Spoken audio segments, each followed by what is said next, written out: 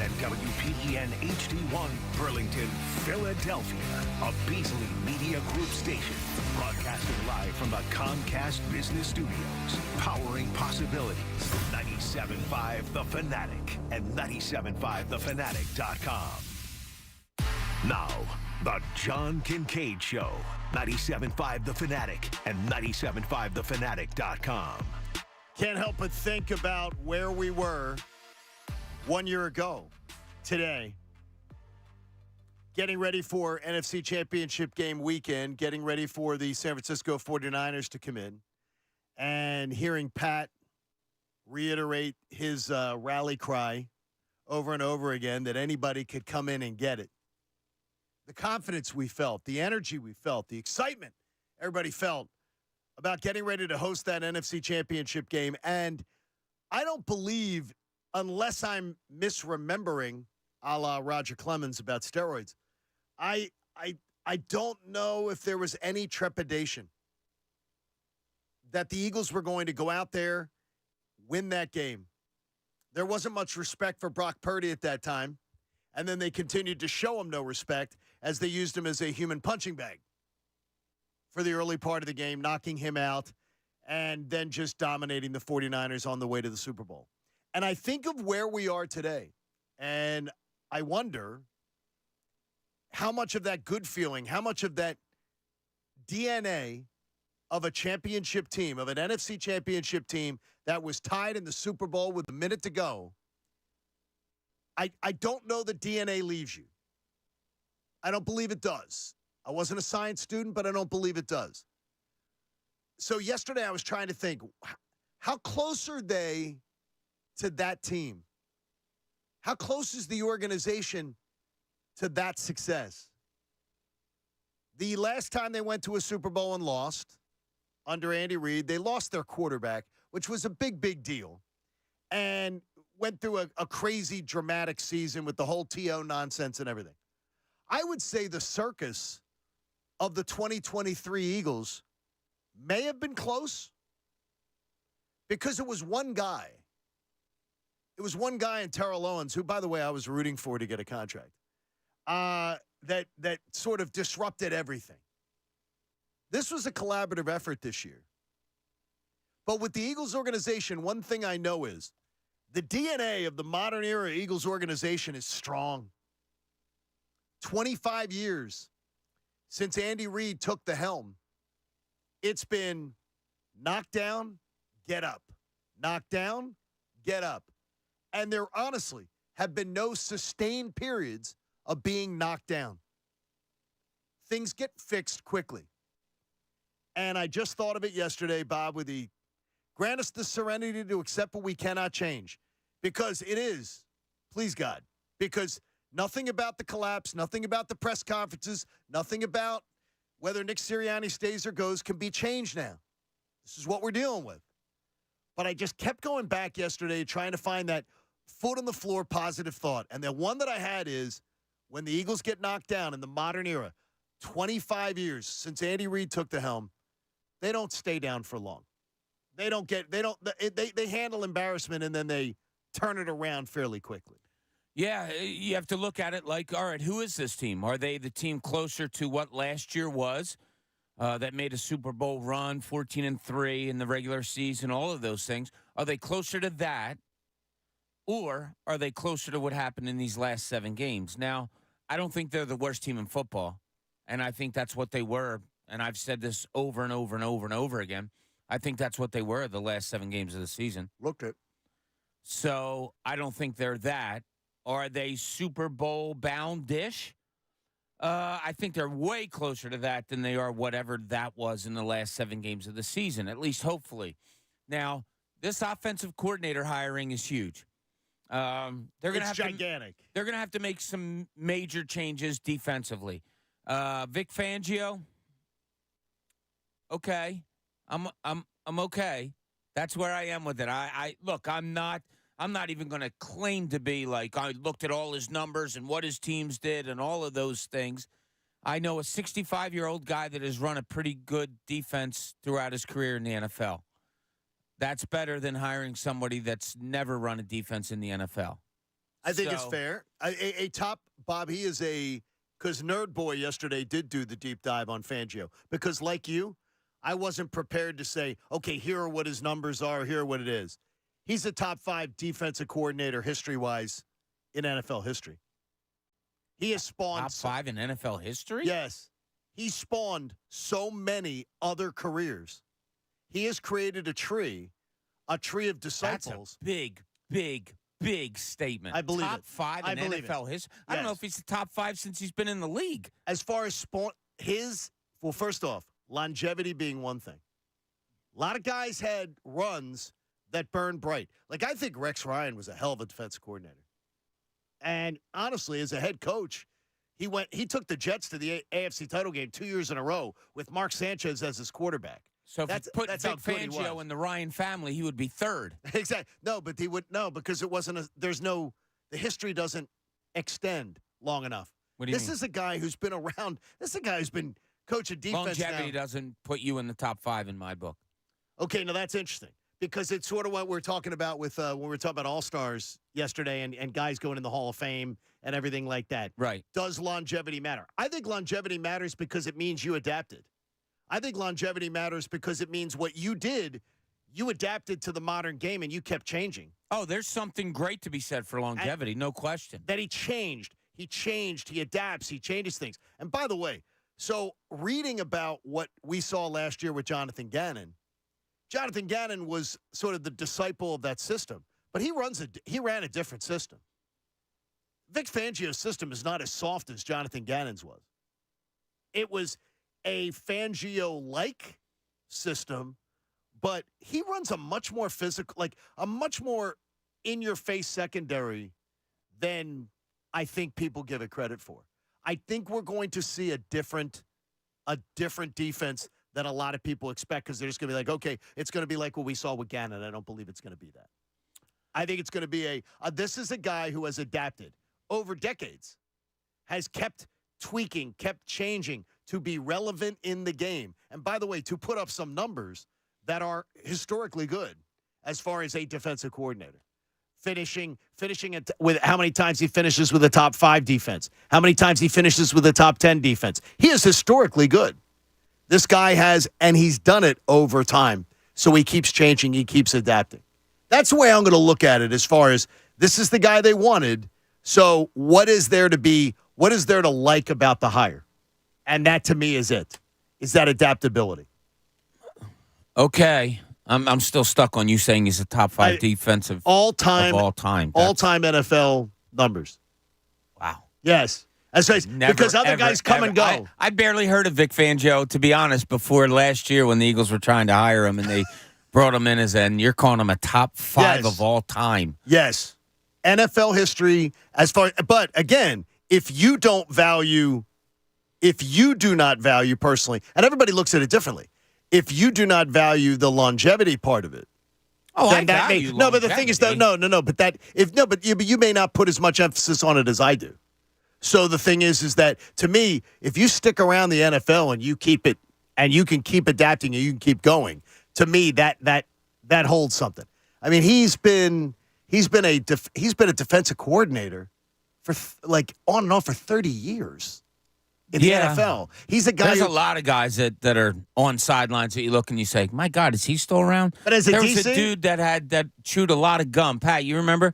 Guy that chewed a lot of gum that was the Eagles special teams coach, and now he's somebody's like defensive or linebackers coach, Smith or something. Like there's a bunch of guys that hang around forever. Are they defensive coordinators?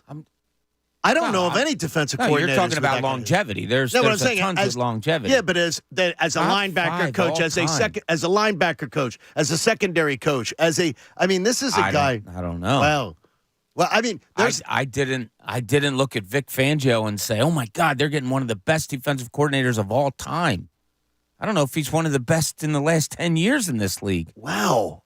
Pat, where do you fall? Pat, where do you fall on this? Honestly, where do you fall on this, Pat? As far as what you think about this, I'm trying to find out what was so attractive.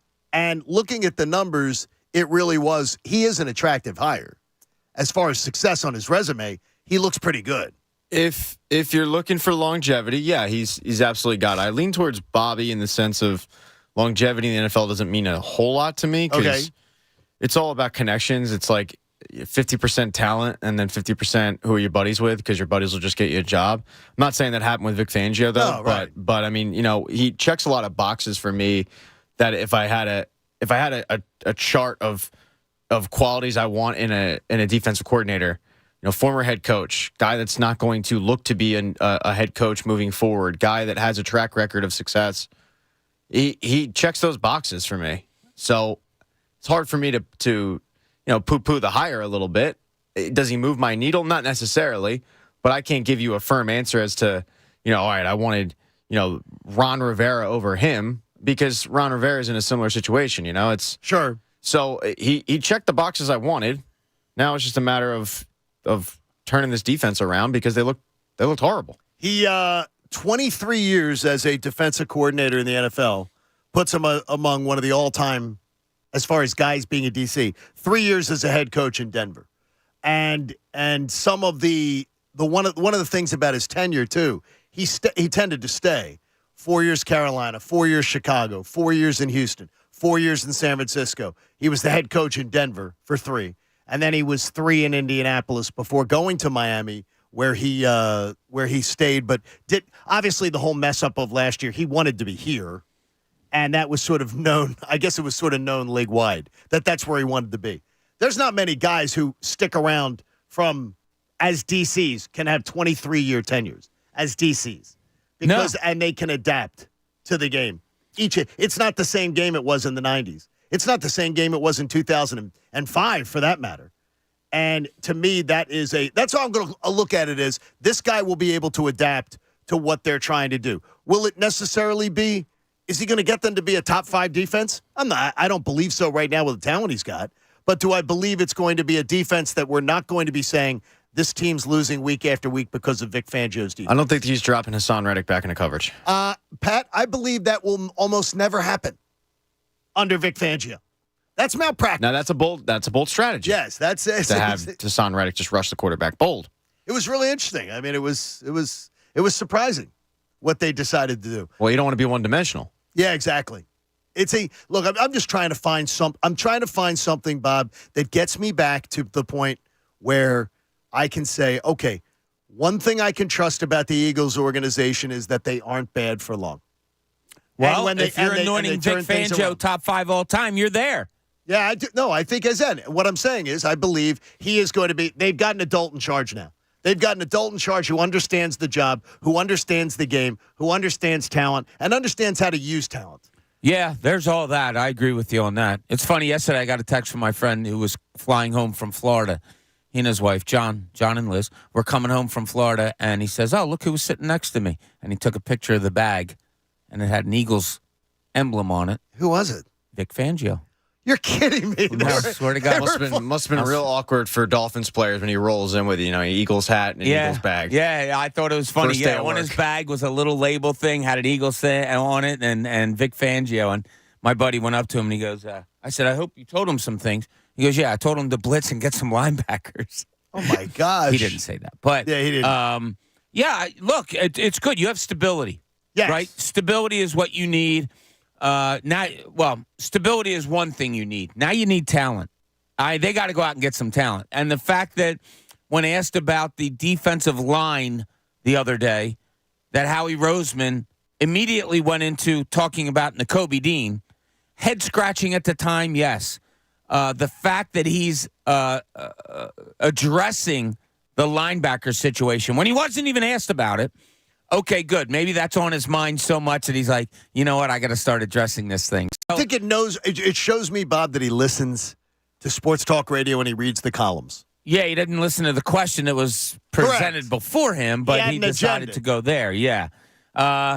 We'll see. Vic Fangio, fine. I'm okay. That's fine. Didn't, move my needle or anything like that. But as I said earlier, I need that offensive coordinator because this team is built right now to outscore you.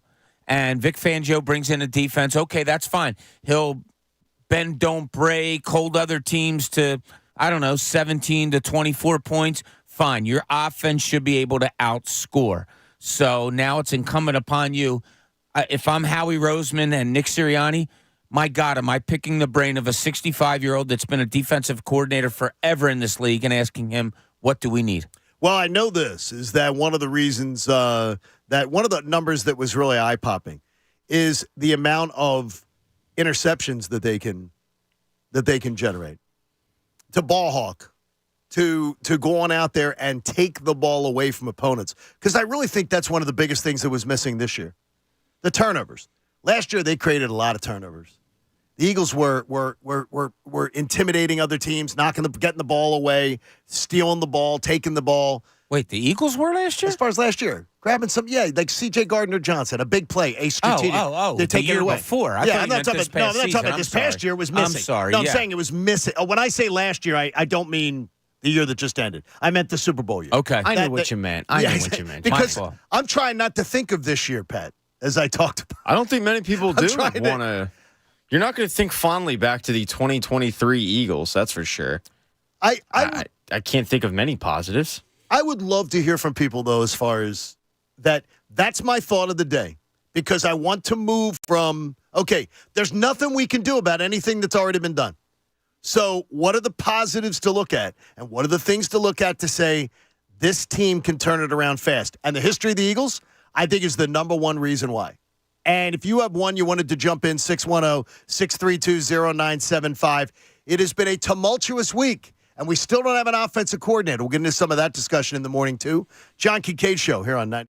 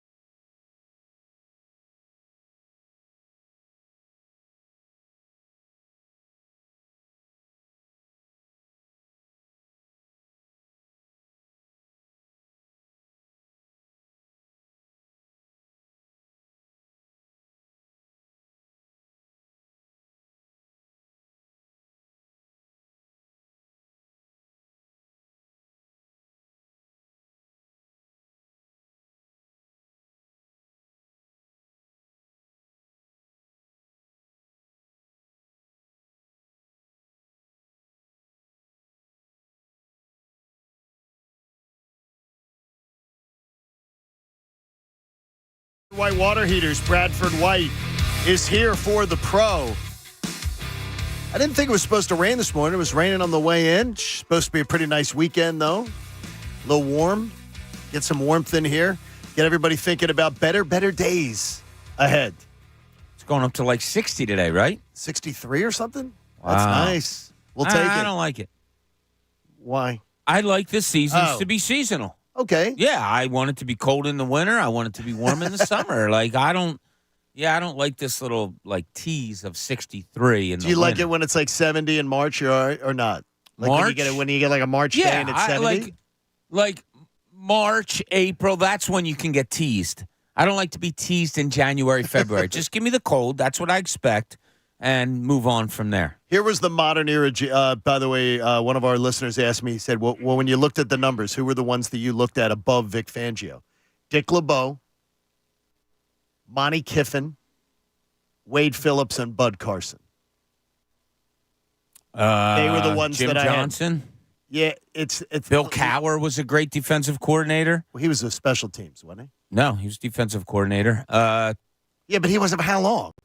Like, I mean, again, how long? I don't like longevity. Doesn't matter to me. It's how good you are. Yeah, but if you do good for what? If you have if you don't think it's longevity, he's been with 7 teams too. So that means like 6 teams thought Vic Fangio wasn't good enough. I'm not putting him down that way. I'm just like top 5. Well, I mean, then you got to give me the 5 that are ahead, and more importantly, it can't. I didn't think Cowher was a DC, and more importantly, if he was, it was for a cup of coffee. Well, he was I would a special put Buddy teams Ryan coach. ahead of him. And I'd put Jim Johnson ahead of him. And that's just the Philadelphia Eagles tree. We have 2 already. The Matt in West Deptford wants to join us. Matt, good morning. You're on the Fanatic. How are you, buddy? Morning. How's it going, guys? Good, man. So I do have a quick Eagles question I want to ask.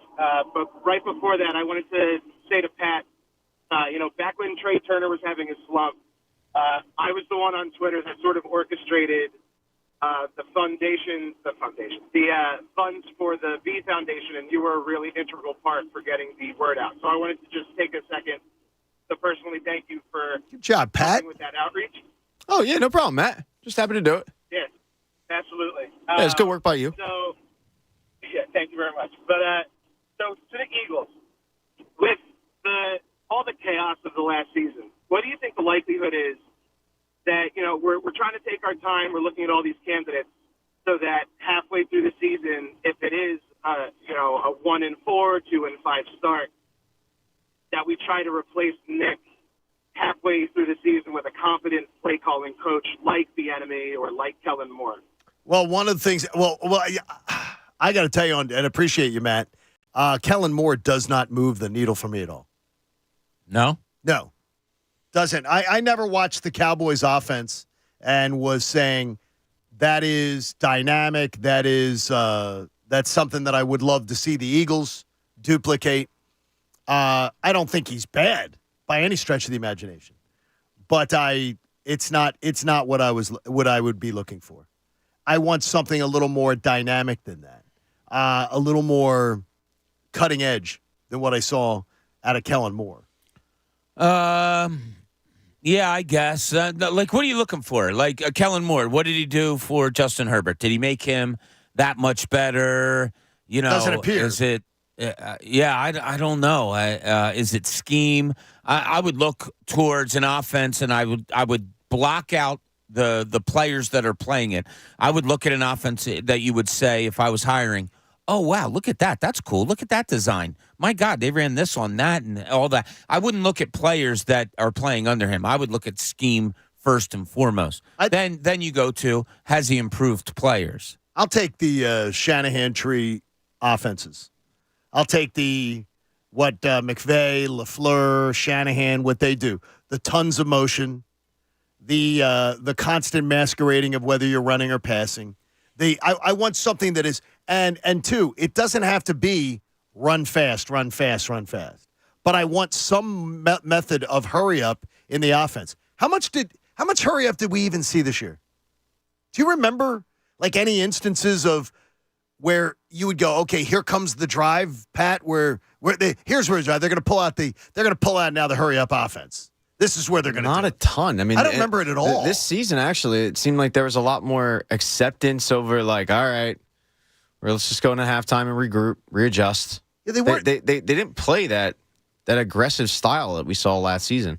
Yeah, and I really do wonder, and it's growing and growing in my head. Is it because there was something wrong with Jalen Hurts? And I saw a lot of people yesterday questioning on Twitter, why didn't they ask about Jalen Hurts, his health and all that stuff?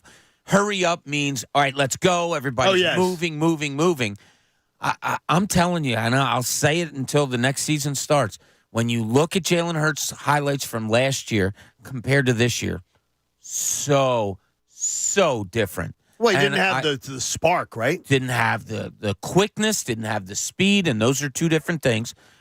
Just I don't think they ran the offense to use that as a weapon to say, like, he can run, but we're going to do this. There was no threat of him this year because I don't think he was that great of a runner this year. Or is part of it is how I would look at it is I think they went into the season saying, we just signed this guy to a $250 million contract. We can't have him taking the amount of hits. But that goes exactly against what Nick Sirianni said right after the contract was signed. Oh, no questions asked. He said, I'm not going to change a thing. This is what made him a $250 million quarterback. That's why he's getting paid. Who am I to take away the weaponry that he has? And Nick Sirianni came right out and said it. No, I am not taking anything away from him because that's what makes him great. That's what makes him a $250 million quarterback. Yet, this year, it wasn't there. They either took it away or he didn't have it. And more importantly, if there was an injury to Jalen Hurts, I have a feeling we would have already heard about it. Like if there was an off-season procedure coming, I couldn't agree if there more. was I think we already would have heard about it. Because it would have been, well, first off, I'm not trying to be rude when I say it this way, but I think Howie would have worn it as a suit of armor. A suit of armor. Yeah. To that press conference. That's well, a good point. I think Sirianni would have done. I agree. Sirianni actually I don't know because he's actually not a big excuse maker. He's actually really good at falling on the sword. So maybe not him, but some other people in the organization absolutely. They would have had word leak out that Jalen's going to have a procedure, and now is that the reason? Yeah, is that the reason why he had the slippage? I feel like that article would have been written by now. Yeah, and I guarantee you that the guys that are working the beater are hounding it, trying to figure out what it is. Because I'm trying to figure out who the villain is in the story. Every good movie or every good television show or everything has the villains, and I always root for villains. I find them more interesting. I like the villainous characters. Sicko. I want to know who the villain is of this story. Who's the villain of the 2023 Eagles? Well, they tried to tell you it was Sean Desai. Like if you're watching a movie and you're trying to figure out who the villain is, the good guys, being the Eagles, tried to say, "Oh, it's this guy." Yes. So we're firing him in the middle of the season. We're going to root him out. That wasn't really the case. Because somebody has to be, right? I mean, when you were a writer forever, you have somebody has to be the bad guy in this story. Well, when a season ends like this, like I said earlier, you can throw 1,000 fingers pointing at that team, and you're all right. So the villain is everybody, save I don't know, Jake Elliott and the long snapper and Britton Covey maybe, but everybody's the villain in this one. Everybody. Nobody turned out to be the good guy. Nobody put the cape on. Nobody did anything to save the day. Nobody. And I put it on everybody. I think you'd be surprised who I have as my number one villain. Howie Roseman. I look at this roster and think there were mistakes made, but I raise my hand and say, I'm saying that on January the 26th, and to me, there's a big difference between saying it now, and saying it back before the season when I said they were going to the Super Bowl, and I thought they had arguably the best roster in the NFL. They were, if they didn't have the best roster, the way I put it at the time, and I wrote a piece for the website, I'm not sure every spot is, but if they don't, I don't know anybody who has a better one than them.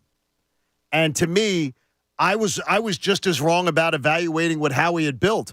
But when you look back on it, this roster was not built soundly. There were a lot of mistakes made. On the defensive side of the ball, a lot of mistakes were made. Yeah. That was our biggest question going into the season. Yep. Linebacker, safety, all of those things. Yeah, that's a great point, John. I don't know if I can. We're not stupid. Like, we're not stupid fans. We're Speak not. for yourself. Sometimes we are. Relax Howie there. Roseman isn't stupid. They're No, not he's putting not. a defense out there that says, yeah, we can't stop anybody, but we have Super Bowl aspirations. Were we fooled in some ways? Maybe. You go to a Super Bowl, I'm sorry, but there's going to be masks on. And I said it after the Eagles after the Eagles won the Super Bowl against New England, and we came on these airways the next year, and I said, why didn't they address this defensive backfield? They just gave up 511 yards to Tom Brady in a Super Bowl. Great that you won it, but do you really think that secondary is good enough? They didn't do anything to fix that secondary, and it came to bite them in the ass, the next year. You would think you learned from that. I don't think we're. I don't know, John. You're not stupid enough. Pat's not stupid enough. I may be. Don't underestimate Once again, me to or say- Pat. stop Yes. saying To things say like that this is a good roster and then the roster sucked. They lucked out big time the previous year, and last year it went the opposite way. So you think about the year they go to the Super Bowl, they signed James Bradbury late in. What was it, like July? Or June. We were at the Dawkins golf outing, so whenever that is, So it was like May. June. No, May or June. And he ends up having an all-pro year, right? That usually doesn't happen. You're usually not signing guys in May that have an all-pro year. You have Marcus Epps, who we knew nothing about, and you talk about anointed with Nakobe Dean. Well, he was just anointed the safety. He ends up performing really well. T.J. Edwards ends up looking like a stud out there for linebacker that we haven't seen in a while. And he makes Kaiser White look pretty good. You lucked out at a lot of positions that it went the opposite way when you tried C.J. Gardner-Johnson. We forget that C.J. Gardner-Johnson was traded for a week before the season starts. He has to learn a whole new scheme, and he has to learn a new position because he was a cornerback. So they had a situation where everything kind of broke their way defensively. And then this past season, it went the exact opposite, where, you have Nakobe Dean, you anoint him, but it doesn't work out. And then you lose Sean Bradley, too, some linebacker depth that you couldn't afford to lose. And then, the secondary is a disaster. James Bradbury reverts back to New York Giants James Bradbury. And, the safety that you wanted opposite Reed Blankenship doesn't work out, so you have to trade for somebody. Avonte Maddox was down with an injury. They lost key guys at key positions they couldn't afford to lose. And I still think the decision to go with to just say Blankenship's the guy and not just a rotational guy was a mistake. And I think that the decisions at linebacker was a mistake. I think you either do one or the other. And I said in the summer, I don't think if you're letting T.J. Edwards go, you don't let some of the other veterans go, and you try to plug it in a different way. But we didn't. I didn't doubt this roster I didn't doubt this roster in August, that they were a roster that could go to the Super Bowl. And when they were 10-1, they looked like a roster that could go to the Super Bowl.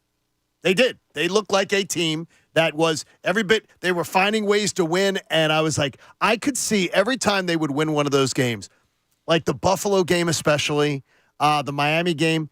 In my head, I picture the end of season video. The gritty Eagles, found another way when it looked like they were going to go down to defeat. And I just thought that's the kind of team this is. They know how to win. They're gutsy. They're tough. And then all that gutsiness and all this toughness went away. Yeah, there's something to be said for that. As much as we were 10-1, yeah, but there's something to be said for that. Like, you played 11 NFL games and you won 10 of That's them. it. Like, Great. there's your headline, and I don't give a crap about, some people could say, I'm not saying, like, some people could say, I don't give a crap. You won 10 out of 11. There's something to be said for that. Like, if you grow up not being the best of the best, but have success in the sports that you play, you learn how to win ugly. You learn how to do whatever you have to do to win basketball, football, baseball, hockey games.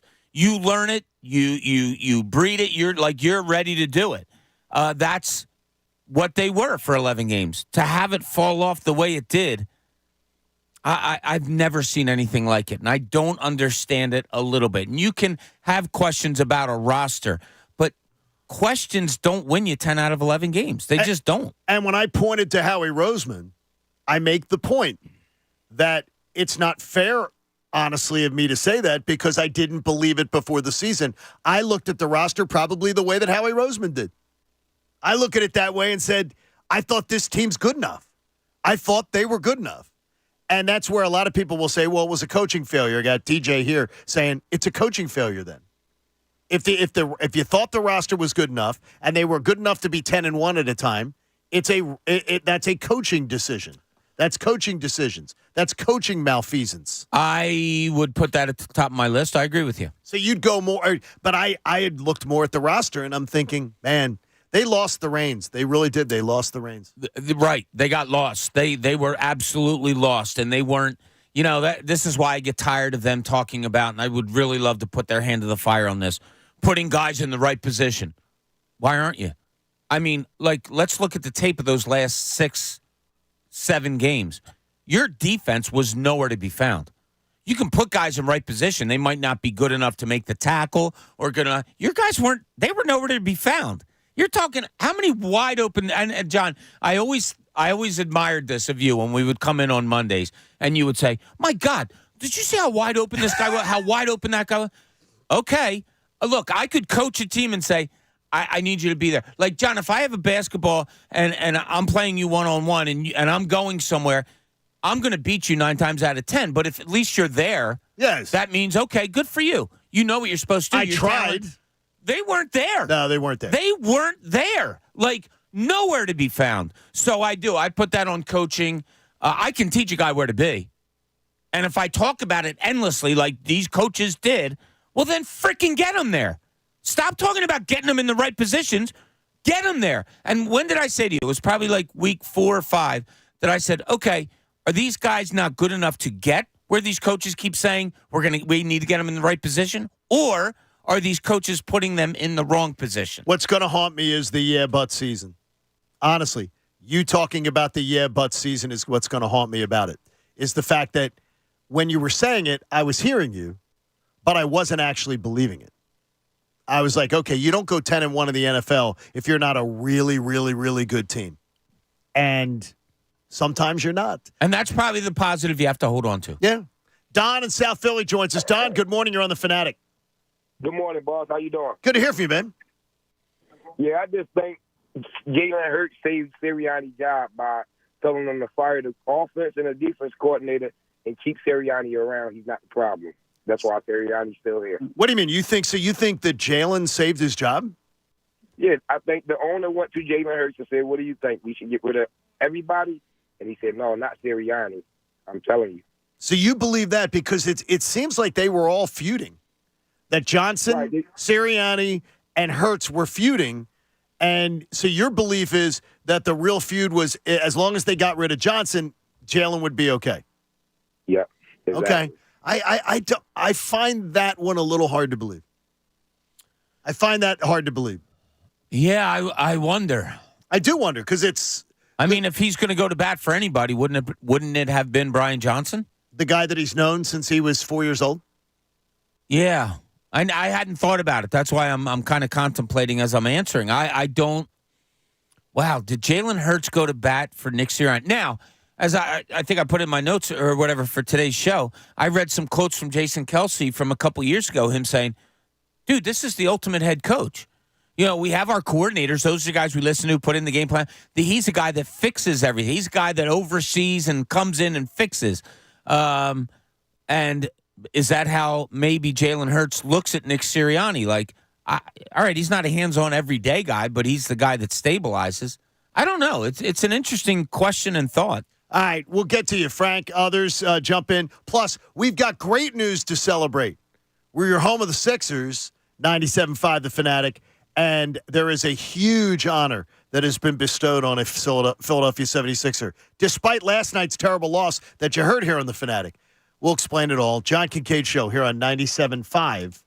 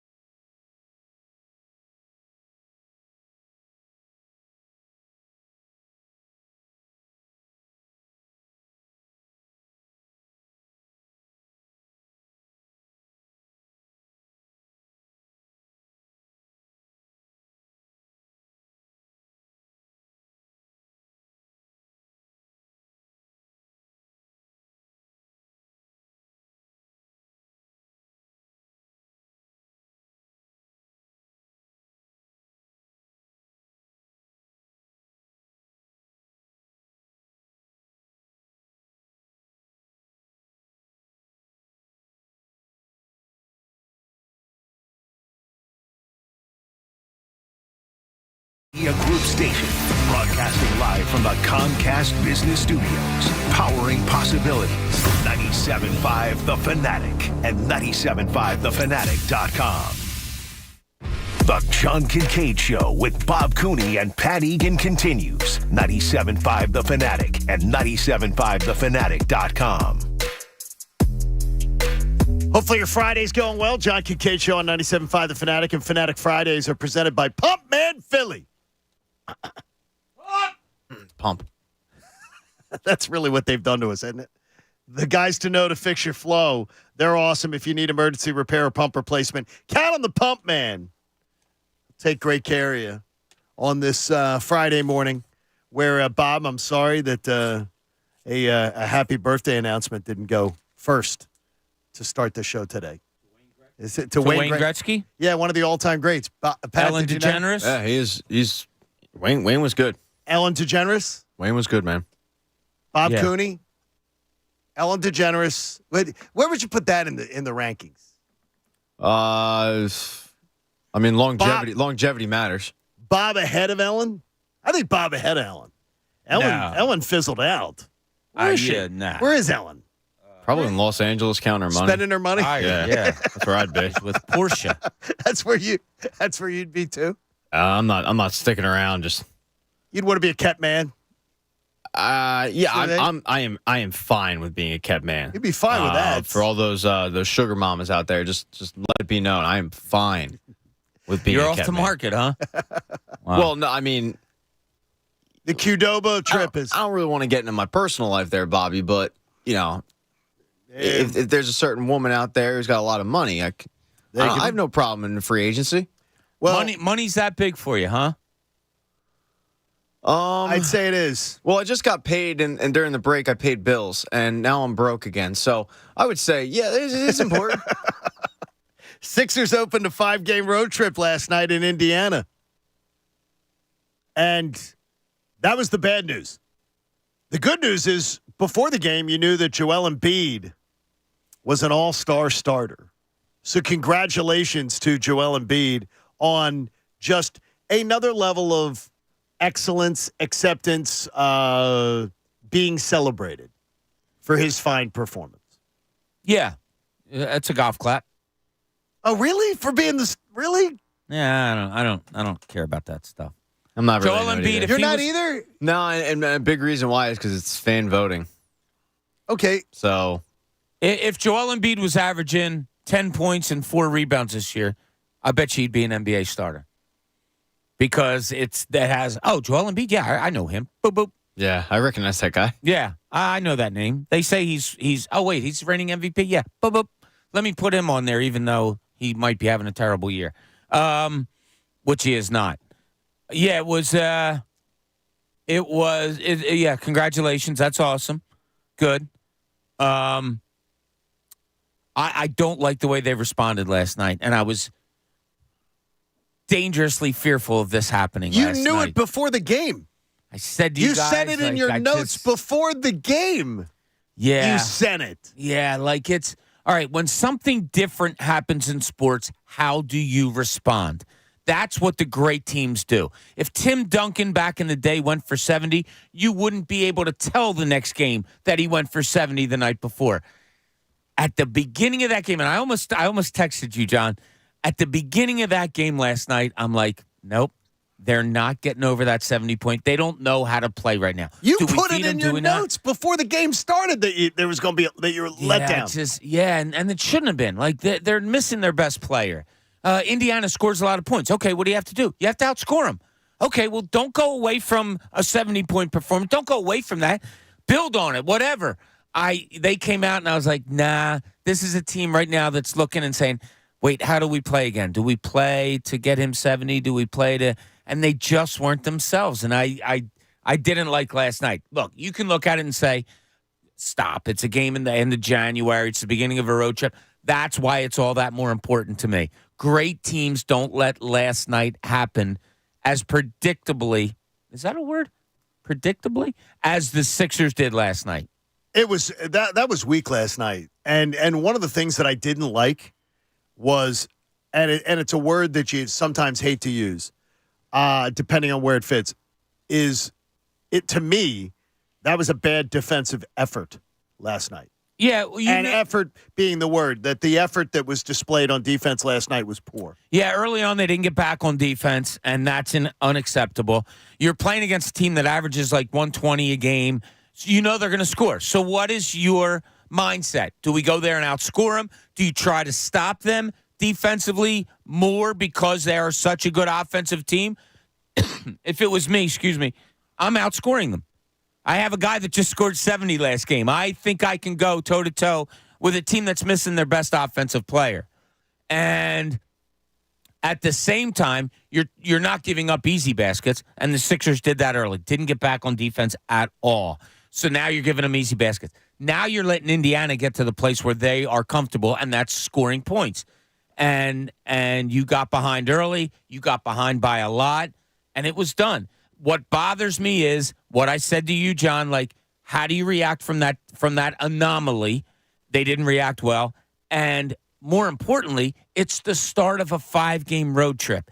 You won, at least I did. I need and I want to win that first game of a 5-game road trip because it kind of sets the precedent. And I know they were down Tobias Harris and other guys too, but the other team was missing their best player. There just is I was surprised by that one because when you're starting a road trip, I would think you get that's where you have the best energy. And I would imagine as the road trip continues, the energy zaps. The further you're away from your home, the further you are away from your family, the further you are away from your routine, that it gets harder and harder. And they always talk about the last game on the road trip. It is very, very difficult. Yeah, some look at it differently. I've talked to players that have said, getting away and being with the guys and just the guys and concentrating on basketball and not having to, air quotes, worry about what you just said, John, family and all that stuff. It lends you to focus more on the game of basketball or whatever sport may be. I'm a nitpicker, John. I've told you that, and you know it. You know yes, me better than anybody. I'm a nitpicker, and I didn't like that last night. Not at all. I didn't like the Flyers yesterday in Detroit either, Pat. It was first period wasn't bad, and then it seems like there was a lull, and then the offense was sort of going nowhere. It seems as if there is a chance that the balloon has been popped. We're playing over our heads. Because this team I believe, has a major distraction that they're dealing with. Yeah, I would say so. That's something. I don't know how I'd handle it, but yeah, they're also without Owen Tippett. He was placed on IR, so I don't know if there was a balloon to pop though. I think the balloon is expectations. There weren't any going into this year because it was supposed to be a growth year, and because of that, you don't really get too upset when they have a clunker out and on the road. I mean, Detroit's not great. They'll be selling at the deadline again. They're right where the Flyers are right now. Yeah, they're meh. I mean, they're whatever, but they're going to come home. You got a matinee game against Boston. Boston's a lot better. Really but it's weird because Tortorella's had these guys playing against the better teams. Like he's had them playing well. So it's tough going uphill when your best goal scorer is on IR, and then you've got all the mess going on with Carter Hart. So yeah, I wouldn't expect a 5-game win streak just coming out of this. The leave for Carter Hart. I was told yesterday by a pretty good source that the leave for Carter Hart was not a surprise to everyone in the organization that it was coming. So people sort of knew that it was coming, that there was they were prepared for it. Let's put it this way: we were surprised when we got the word. There were people around they were pretty much prepared for it, and that's that's got to be the sort of Damocles, is the sword that hangs over your head? That had to be doing that. Whatever it is. Pat, do you know what that is? I have no idea what you're talking about. I was just going to let you go. I think it's the sword. I was just going to let you go. I think it's the sword of Damocles that hangs over your head. Is that right? Damascus? Yeah. Wow. No, Damocles. You're going to have to look it up. Because I'm mispronouncing it, I'm sure. But it's a sword that hangs over your head. I don't want a sword hanging over my head. You think that something bad's, and you don't know when it's going to. Like a right winger on the '97 team, like a fourth liner in the Czech Republic. I thought he was a fighter. The 7 a.m. hour. He's a grinder. 7 a.m. hours all brought to you by the Bet Parks app. I love the Bet Parks app. It's a sports book and casino in one sleek, easy-to-use app in Pennsylvania, Jersey, Ohio, and Maryland. If you have a gambling problem, please call 1-800-GAMBLER. Demacles, no S. Okay, Demacles, so that's the what I'm sword being of told. the Yeah. sword of Demacles. Yeah, that's what I'm. It hangs over your head. told. It is the. Thank you, Mopar. Thanks, Mopar. Well, no, he didn't say that. He just wished me happy. Oh, the way it's coming, the way that it's coming, it hangs over your head, Wow, I didn't know that. and it's ready to fall on you at any time. A sword scares me. A sword scares you. Yeah. Do you ever have dreams of like something happening to you badly? Like when I was young, I was like early 20s. I got held up at gunpoint at a gas station. I told you guys this before. I've had many, many, many dreams of something like that happening. But more times than not, something bad happening to me comes with a sword. With a sword? Yeah, isn't that weird? Yeah, that's weird. That's weird. Yeah. That doesn't. Like, are you getting cut by the sword? It's somebody's coming at me with a sword. Or I'm in school and I'm going to play a basketball game and somebody has a sword and says, "No, you're not playing today." Like, yeah, I don't know why. There's a sword in my That's wild. mentality for some stupid reason. So That and underwear. just had something. I just Googled, like, what does dreams with swords mean? Okay. Scott, Pat, please don't go there. Scott, they represent a desire to cut things out of your life. Oh. Whoa. Okay. Be a harmful you were habit. thinking. I thought you were going to do another Yes. sword. No, Well- but I'm a mature adult over here. I'm just trying to help you out, Bobby. Get your brain out of the gutter. Toxic relationship or anything that causes you harm See, you want the sword to get it out of your. You want to Interesting. get it out of your head. can so. also symbolize a need for protection. So There we maybe go. you're feeling a little vulnerable. Yeah, and I would say my second most had dream is being in an awkward place in my underwear. Okay. Yeah. I think that was from the Brady Bunch. I've had. Yeah. One too many I've key had- parties there, Bobby. No, I've had numerous dreams of me like walking to the altar to get married and I'm in my underwear. Or I'm walking around school in my underwear. I've had the missed test, missed plane. So Wait, you have what? missed plane, running late for a plane, or Oh, interesting. or I haven't done something and it's going to keep me from graduating. Like I haven't done a paper or done a test or something, and I'm Gotten good grades. whatever it's. I don't have any recurring dreams. Now, I don't remember dreams much. I just have nightmares, and it's all Philly sports related. Well, you brought up something, Bob, from your notes about Jason Kelsey and the hands-on coach. And I heard that, and I was looking at it, and I want to visit that coming up, but I want Pat to get in here. Pat, good morning. You're on the Fanatic. Hey, guys. Hi, Pat. I just got in the car. I heard you guys talking about the Sixers, and I got a bone to pick with Bob. I could have swore I heard him last week say how this team, when they were winning, is different and that he could see them go far, and there's something about this team. Right. I think he's the same guy that every friend group has, the guy that loves the Sixers. Every year they're going to win. Every year it could be different. How is this team any different than the last 5 years? We're trying to make Joel Embiid the MVP. All we care about is JoJo getting his 30 points a game. This team is the 3 seed. They're maybe the 4 seed. They're no better than the Pacers. How is this? You don't know that. Like, I don't know that. That's what sports is. You take in each game, each season, each team, and you try to determine, are they different? Are they better? I have a vibe with this team. And Pat, I've been around the players and coaches. There's something different there that I feel, whether it equates to a championship run, Eastern Conference final run. I don't know. I just tell you what I see, what I absorb, and what I hear. A 7-game series starts today. Are they beating Boston? I don't know. Are they beating Milwaukee? I don't know. You don't know, Pat. You can say, look, you can look at 32 teams in a league and say, oh, you're not going to win it. And you're going to be right 31 out of 32 times, Pat. Awfully easy to say. Awfully easy for you to sit there and say, yeah, this team's not good enough. You're probably right. They're probably not winning a championship. I'm telling you what I see, what I observe, and my knowledge of the game, what I'm portraying to you. I didn't say they're going to win a championship. I said that it feels differently this year. I like what I see so far. You can sit back and say they're not going to win a championship, Pat. That's really easy. And you're going to be right, probably. What has been different the last 3 years, 4 years? Have you been around the team, Pat? Like I'm not being a jerk here, but like, do you have a feel for what the locker room's like, what the players are like, the way they're reacting to a coach is like? I've portrayed to you because I'm lucky enough to be able to do that. I have seen something different. What is different? The feel, the way I think Joel Embiid is playing better than he's ever played in his career. No question he is. No question he is. I would agree is, but is the team talented? At what point do we not care about how good Joel Embiid's playing and how good the team is? Well, they're hand in hand, Pat. If your best player is playing his best basketball, it gives you a better chance at going further. Like, yeah, you can sit there and say, oh, what are you talking about? They're not going to win a championship. No shit. Oh, boy. I'm sorry. I was going to say no bleep, Sherlock. But, like, I'm sorry. Cool, Bobby. I'm sorry. I know it's your birthday, but did we forget the rules, man? No, I'm sorry. But, like, that's so lazy. Like, come on, Pat, you're better than that. To sit back, like, any fan can sit back and say, oh, yeah, but they're not winning a championship. No kidding.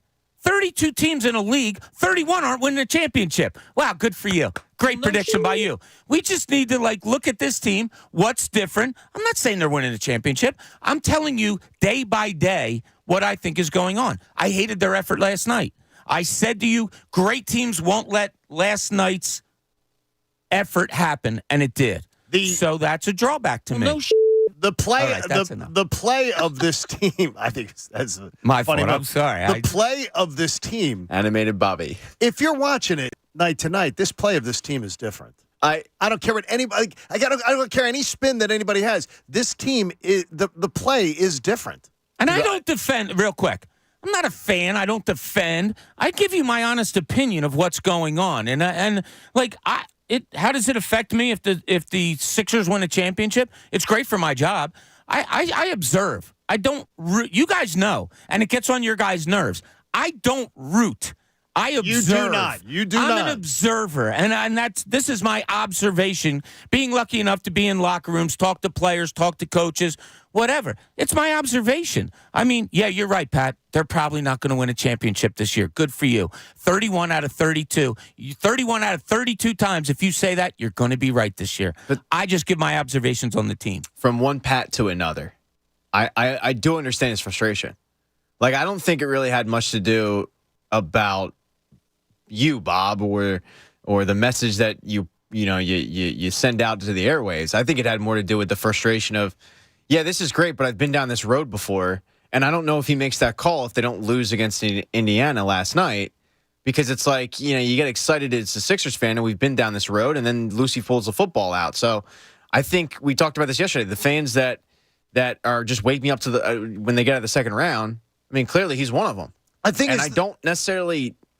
I'm not one of those guys at this point because I have seen a difference. Like, Joel Embiid is playing at an otherworldly level, but I don't blame fans for going, yeah, that's great, but like they're still not one of the upper echelon teams in the East. And, but they are. But that's the miscalculation. He said, could they beat Milwaukee? They're half game behind freaking Milwaukee. Yeah, I mean, Milwaukee. I mean, come on. And they just fired their coach, Milwaukee. But the Boston angle, I can understand the doubt. So that's, I think, the issue.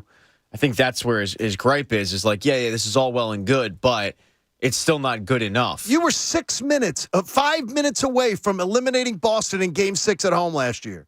And this team is better than last year. Yeah, it is. This team's playing better. So, I mean, you were there last year. They find ways to lose to Boston. I don't know what it is, but... Though this team hasn't had a chance. Nick Nurse hasn't had a chance to deal with it. I'm playing devil's advocate. No, I got you. I understand. And as a guy that was broken last year and gutted by the loss and was in a bad place listening to Enya in the dark in a bathroom floor, I've been able to come back around, and I think part of that was the Eagles season. Well, but there is changes. You can see change from the rotations. Like last night's a good example of it. Last night, it became pretty evident when you're down 20 and, going into the fourth quarter, 18, I'm sorry, going into the fourth quarter. They're not winning this game, right? Does Nick Nurse throw Joel Embiid back in there like Doc Rivers probably would have? No, he doesn't. He has him sit, and he tries out rotational pieces and has them get some run. Like, that's a huge difference to me. You're saving Joel Embiid. Philosophical approach. Yeah, I mean, we talked about this yesterday. Joel Embiid's played a lot of games. He's played 3 quarters. Yep. Because they're either up or, unfortunately, like last night's case, they were losing, but you're able to sit them. Doc Rivers was like habitual with it. Didn't matter what the score was. You're coming in. He's missed 11 or 12 fourth quarters this year, Yeah. Joel Embiid, Yeah. because of the way. There's a philosophical difference. Now, look, I understand Pat's frustration too, not Pat Egan, Pat the caller. I understand the frustration too. Sure. But again, I can't sit there and go like he goes, you think they're beating Milwaukee in a series? Milwaukee just fired their coach. They are a sea of dysfunction. Go read about them. They're a half game apart in the standings, and they are a team of dysfunction. And by the way, they're one of the worst defensive teams I've seen in effort. As far as good teams, when I've watched them, there are nights where they give up defensively. They just say, hey, we're just going to try to outscore you. And I don't think that Nick Nurse's teams on most night are going to do that. Yeah, I just like what Pat brought up is just not a way that I look at sports. It's just not. It's okay. You're going to say, do you not watch the Sixers because they haven't won a championship since '83? Because that's the way he makes it sound.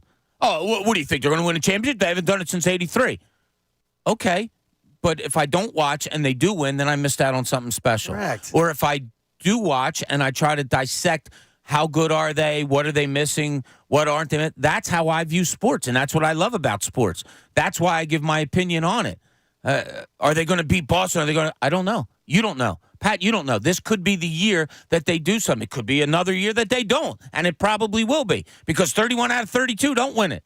But, that's just an asinine comment. That's all I'll say. 610-632-0975. You may feel like Pat the caller. Or you may feel like, and one of the things is that Pat Egan and I both root. Bob does observe. We look at things Bob different. curses.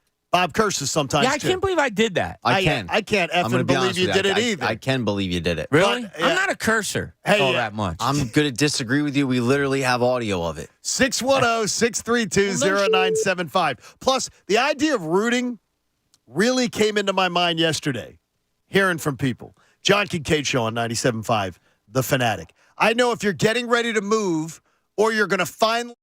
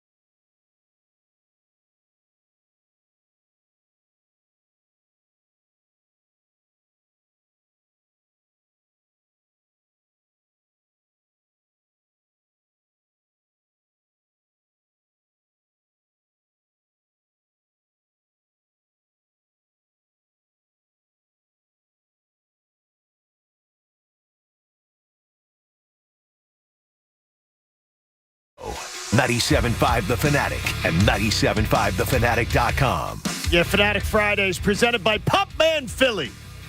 Come on, curse, Bob. For 24/7 emergency repair or pump replacement, count on Pumpman Philly. Guys to know to fix your flow. The weird thing is, hearing Bob talk and hearing Pat the caller talk, I actually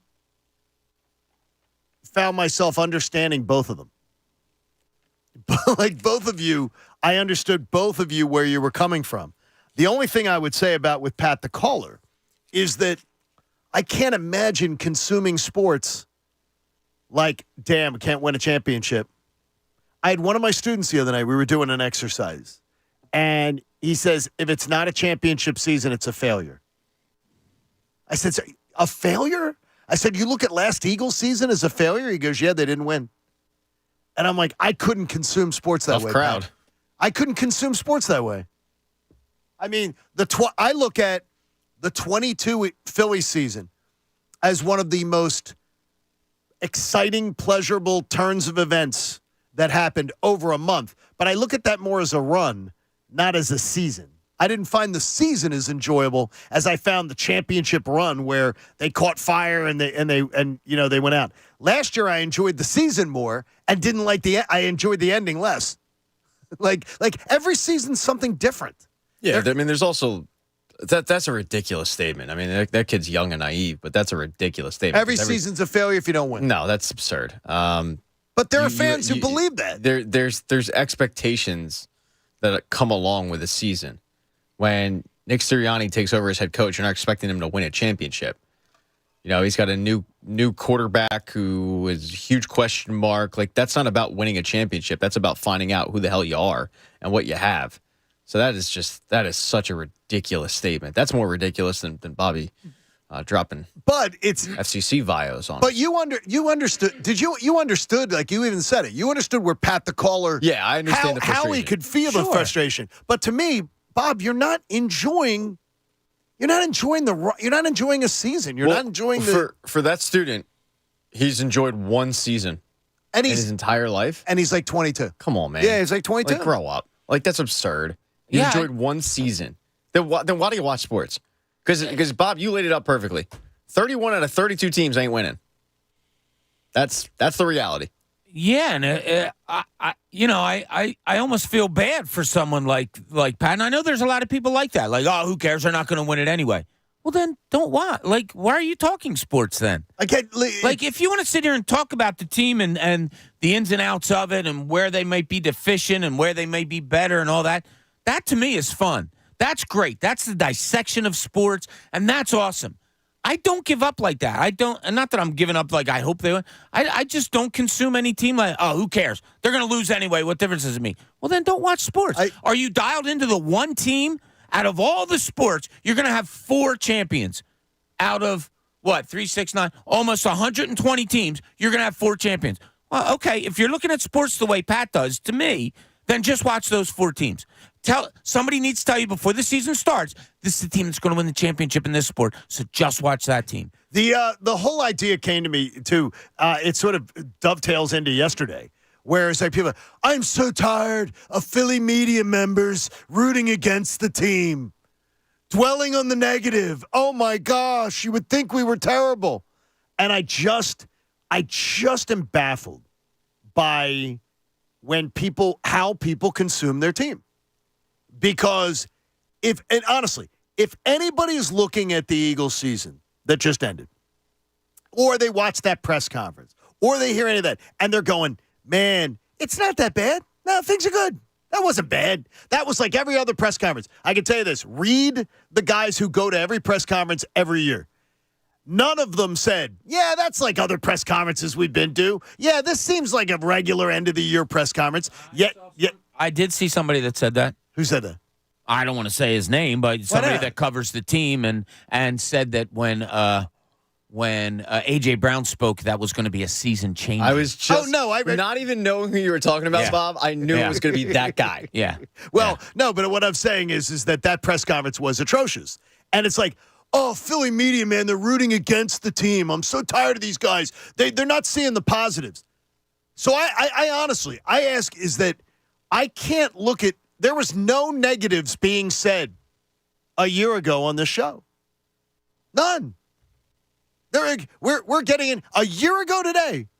We're getting ready for NFC title game weekend. Pat is literally like tearing his shirt off like anybody can come get it. Get in here and come get it. And he was right, again, that it was going to be an ass whooping. And everything was positive. And nobody was tearing the team down. Nobody was ripping the team. Nobody was saying they suck. Everything.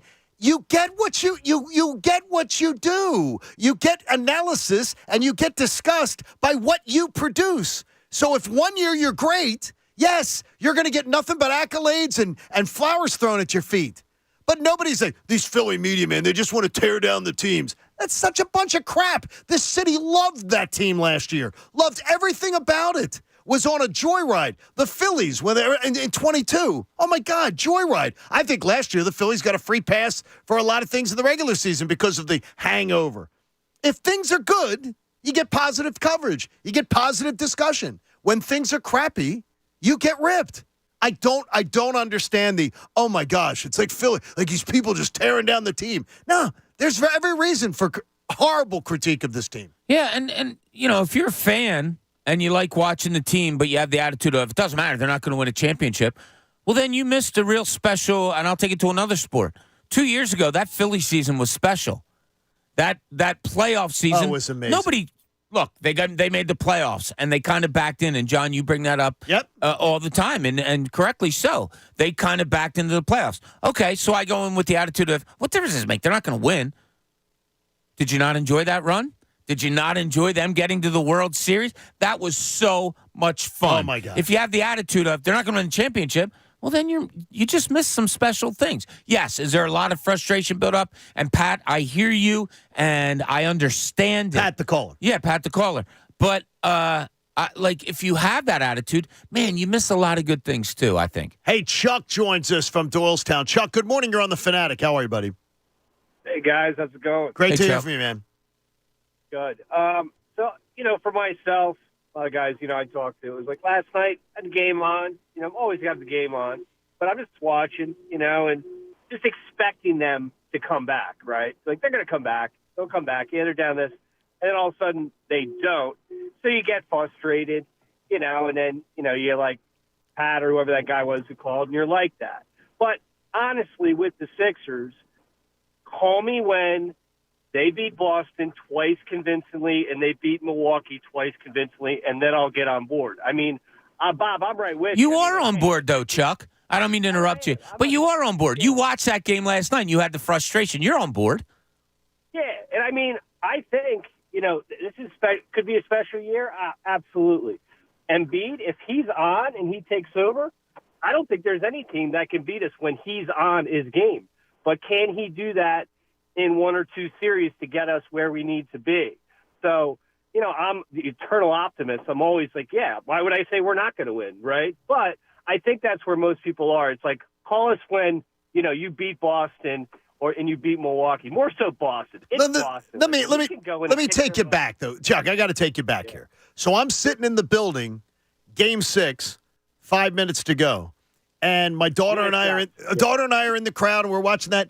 And nobody in that building was saying, here comes the collapse. Nobody. It was a party. It was a party in that building. And then we got the rug pulled out from under us down the stretch there. I blame James Harden. But, I mean, you look at that. Go on. Honestly, John, that game, we missed shots. We did. We lost that game because we missed shots. People need to realize that. We had that game won. We did not make jumpers. And, by the way, remember, they were trailing by what in that game? They were trailing by like 15 at one point, 14? Yeah. And came back. We had that game. Yes. We lost that. That was not, I mean, as much as I was saying, they lost not it. Doc Rivers. That was we missed shots. That was our fault. And then we just collapsed Game 7. We had that. Gosh. But, yeah, I agree with you guys. Good job, Chuck. Thanks, care, man. Chuck. We appreciate you. I mean, it's weird because if you it's doing this job and doing this job as long as I have and as long as you guys have, it's that you start to understand. People do. The hardest part is people consume sports differently.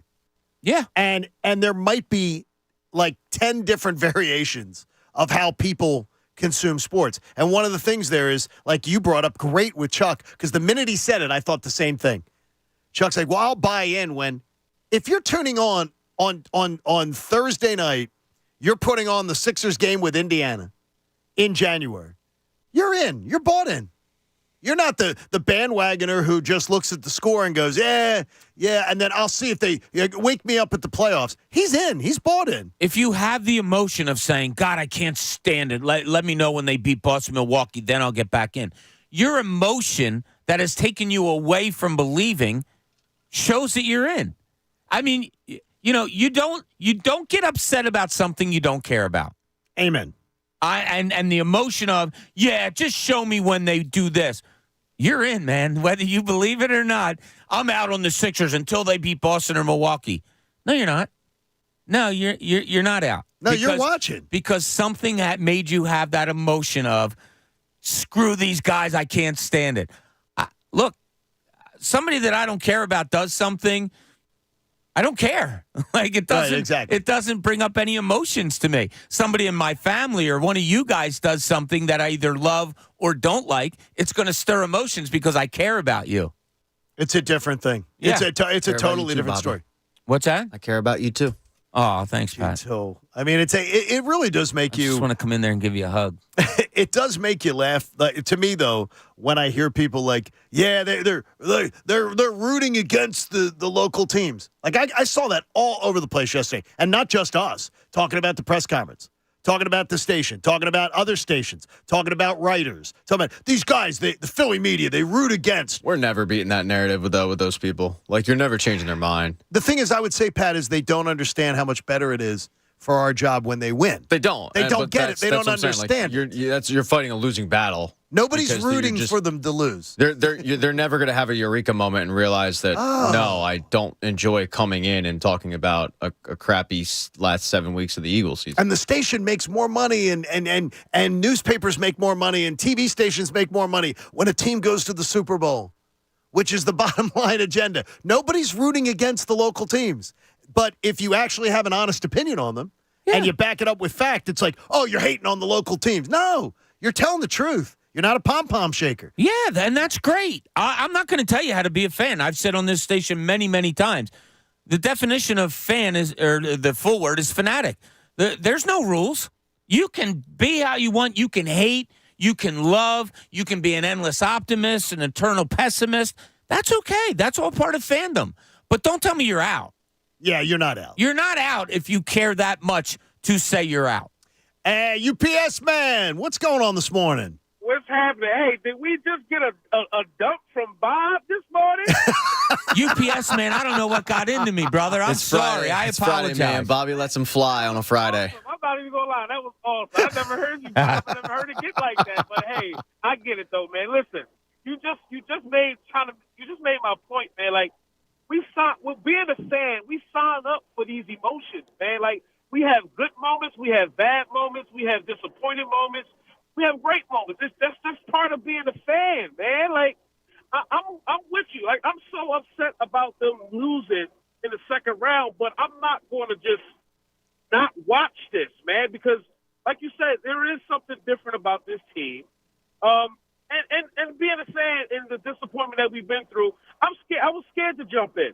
I was scared to jump in full in the pool. But seeing what I'm seeing, I'm in, man. I'm all in. And they're not going to win every single game.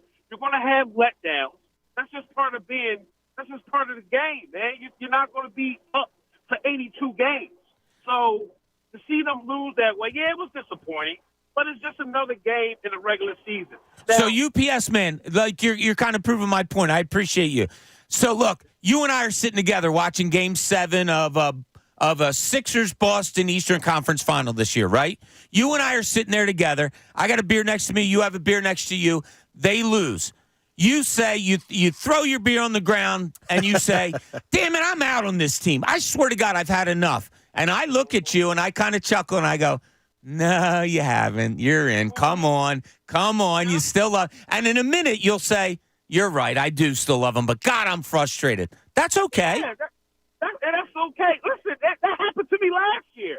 You know, I'm looking and they lose, and I'm just disappointed. I'm hurt. I'm like, man, I'm done. Wake me up to the second. You better not throw your beer when that happens. It was empty. No, you got to pay for that. Good job, man. It's Have a on great me, weekend. UPS man. You too, man. There you go, buddy. Yeah, it is just interesting to hear, how people consume things. I've never been, though, somebody who wants.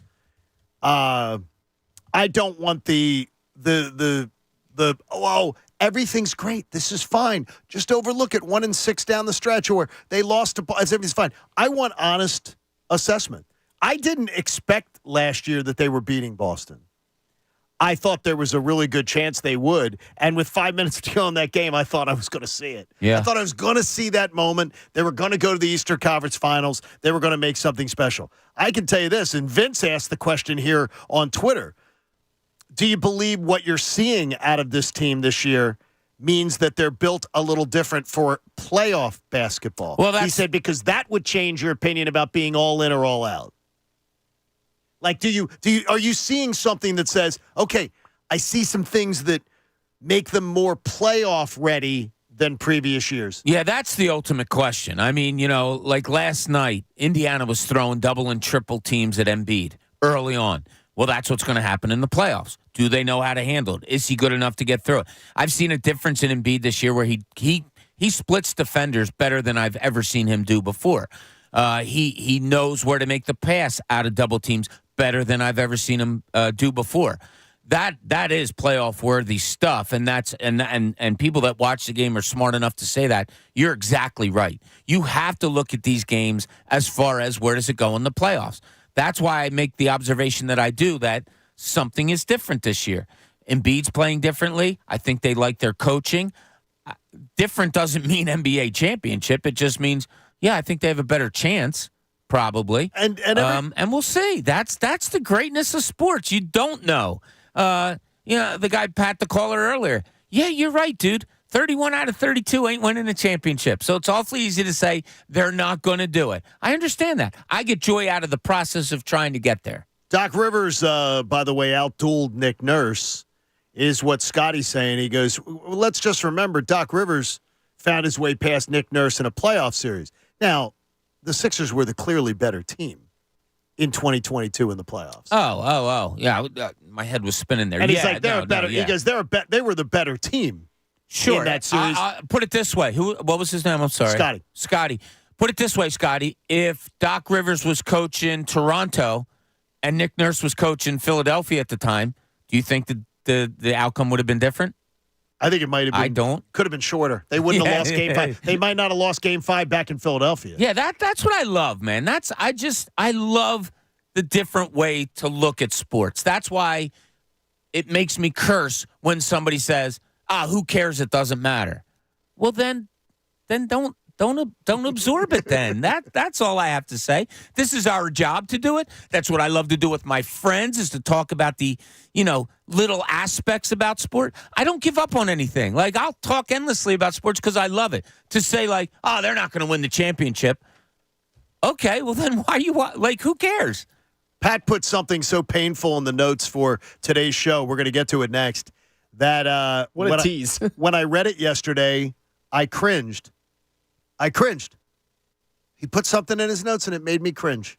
You're going to find out what made me cringe coming up. John Kincade Show here on 97.5 The Fanatic. Look, there are only 3 things that should be flushed down your building's toilet at work. Number 1 is number 1. Number 2, of course, number 2. And number 3 is toilet paper. But when you're in a public building, you'd be amazed at the crazy things that people flush down public toilets. So all that stuff ends up in the bowels of the building's pump system, where you could have catastrophic failure. The damage could be amazing. And the equipment failure, well, that's going to cause problems for your entire operation. That's why smart building managers in Philly know who the pump man is.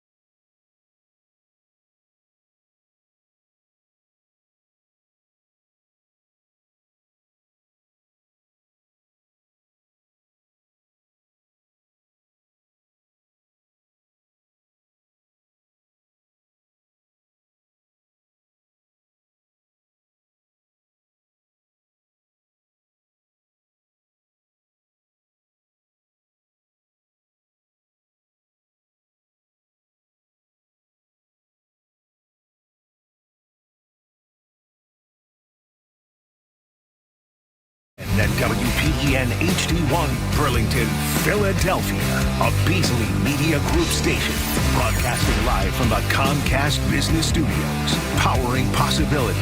97.5 The Fanatic and 97.5thefanatic.com. The John Kincade Show with Bob Cooney and Pat Egan continues. 97.5 The Fanatic and 97.5thefanatic.com. Some spirited discussion this morning. Glad you've been here for it. Hopefully you'll stick around all day long with Andrew. And then the best show ever. You download that 97.5 The Fanatic app. You can listen wherever you go. We appreciate it when you do. And the more time you spend with us, the more time we like you. And thanks to the YouTube crew. We appreciate you, as always, for being here with us. Yeah, Pat, you made me cringe. Oh, I mean, okay. I usually do that, so you're going to have to be more descriptive. You brought up something that you wanted to discuss on the show today, and I said, damn, I don't know if I'm ready for it. Pat just said something simple about who you got this weekend. Yeah. And it actually broke my heart a little bit thinking about it.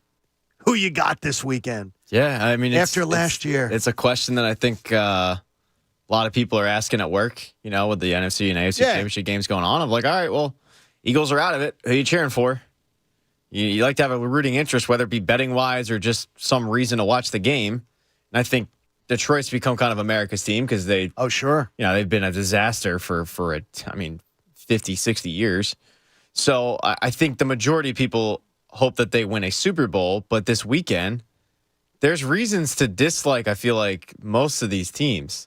Is there a reason to dislike Detroit? You might find it annoying that everybody's cheering for him.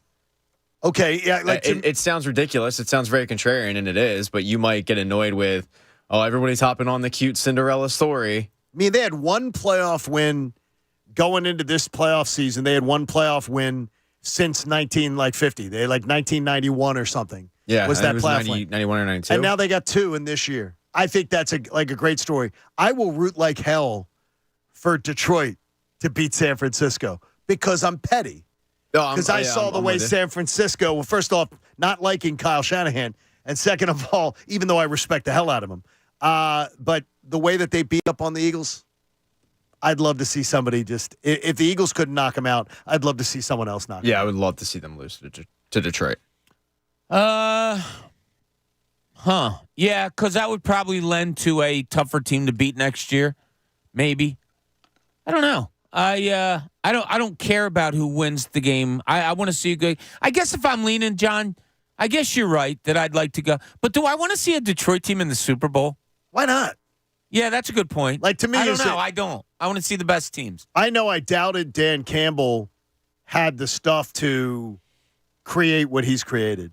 I didn't think he was going to be a cartoon buffoon, but I did not think that Dan Campbell was going to have the turnaround of the Lions the way he has. They've done a tremendous job. Now, it's not just him. It's personnel, too. Sure. But I thought he was rather cartoonish, but I didn't think he was a fool. I thought, he'll get them to 9-7 and right. Type of thing, and he'll have them playing better. But I'm going to root for them. I'm going to root for them. I probably will too. You're right. Out of pettiness, though, that San Francisco kicked our ass, and I'd love to just see them not in the Super Bowl. I don't go pettiness. I've told you guys before, when I watch a game that I don't have rooting interest in, I usually root for the underdog. Okay, so I think that's cool. I think underdogs are cool. I think the essence of sports to me is a lesser team trying to beat a better team, and that's probably my favorite thing about sports. So, yeah, I lied earlier. No, I didn't lie. I just didn't know the feeling that I would have.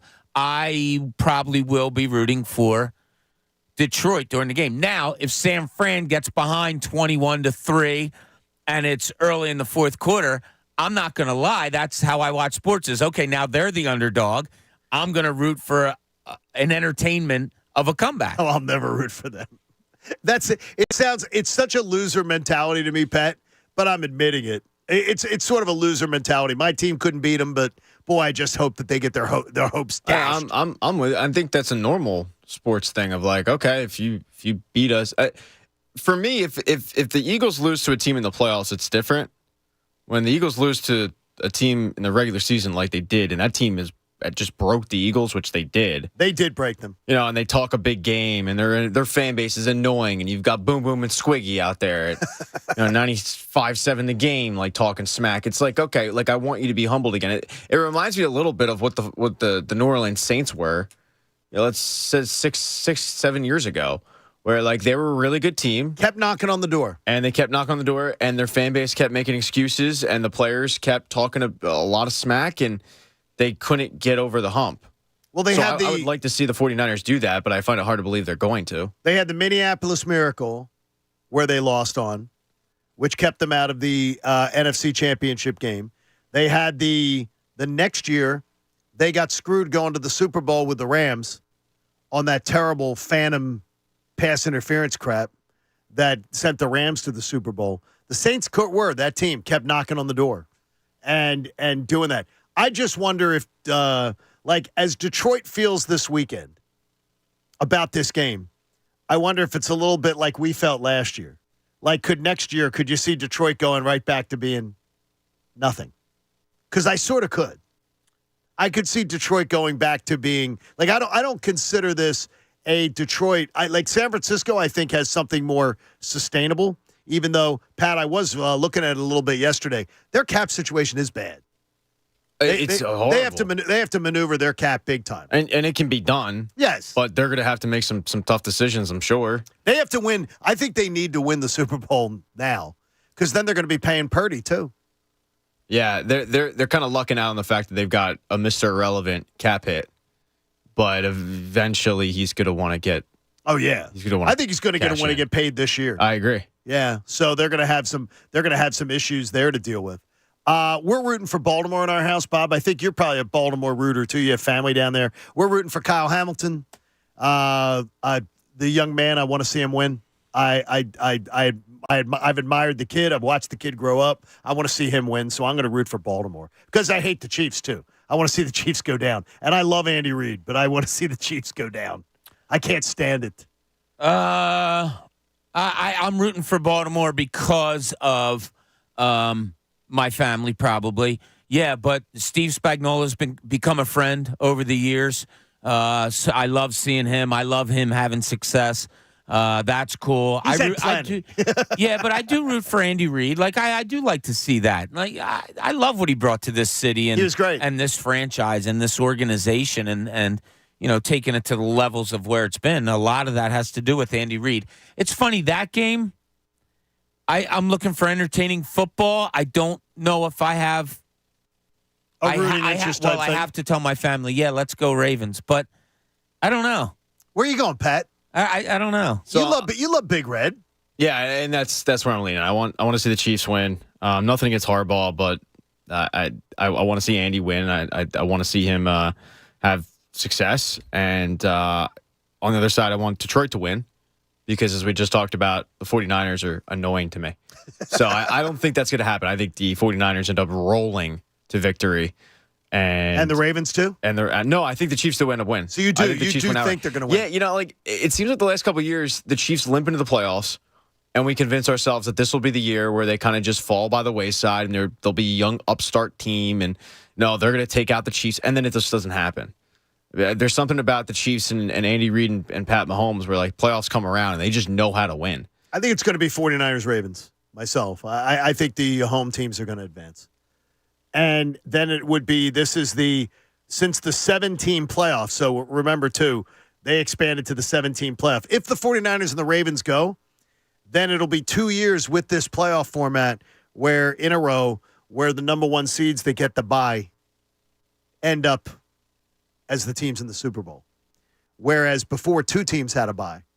And now just 1 team has a bye. And it would be 2 years in a row where 1 seed. Because I think it's a huge advantage.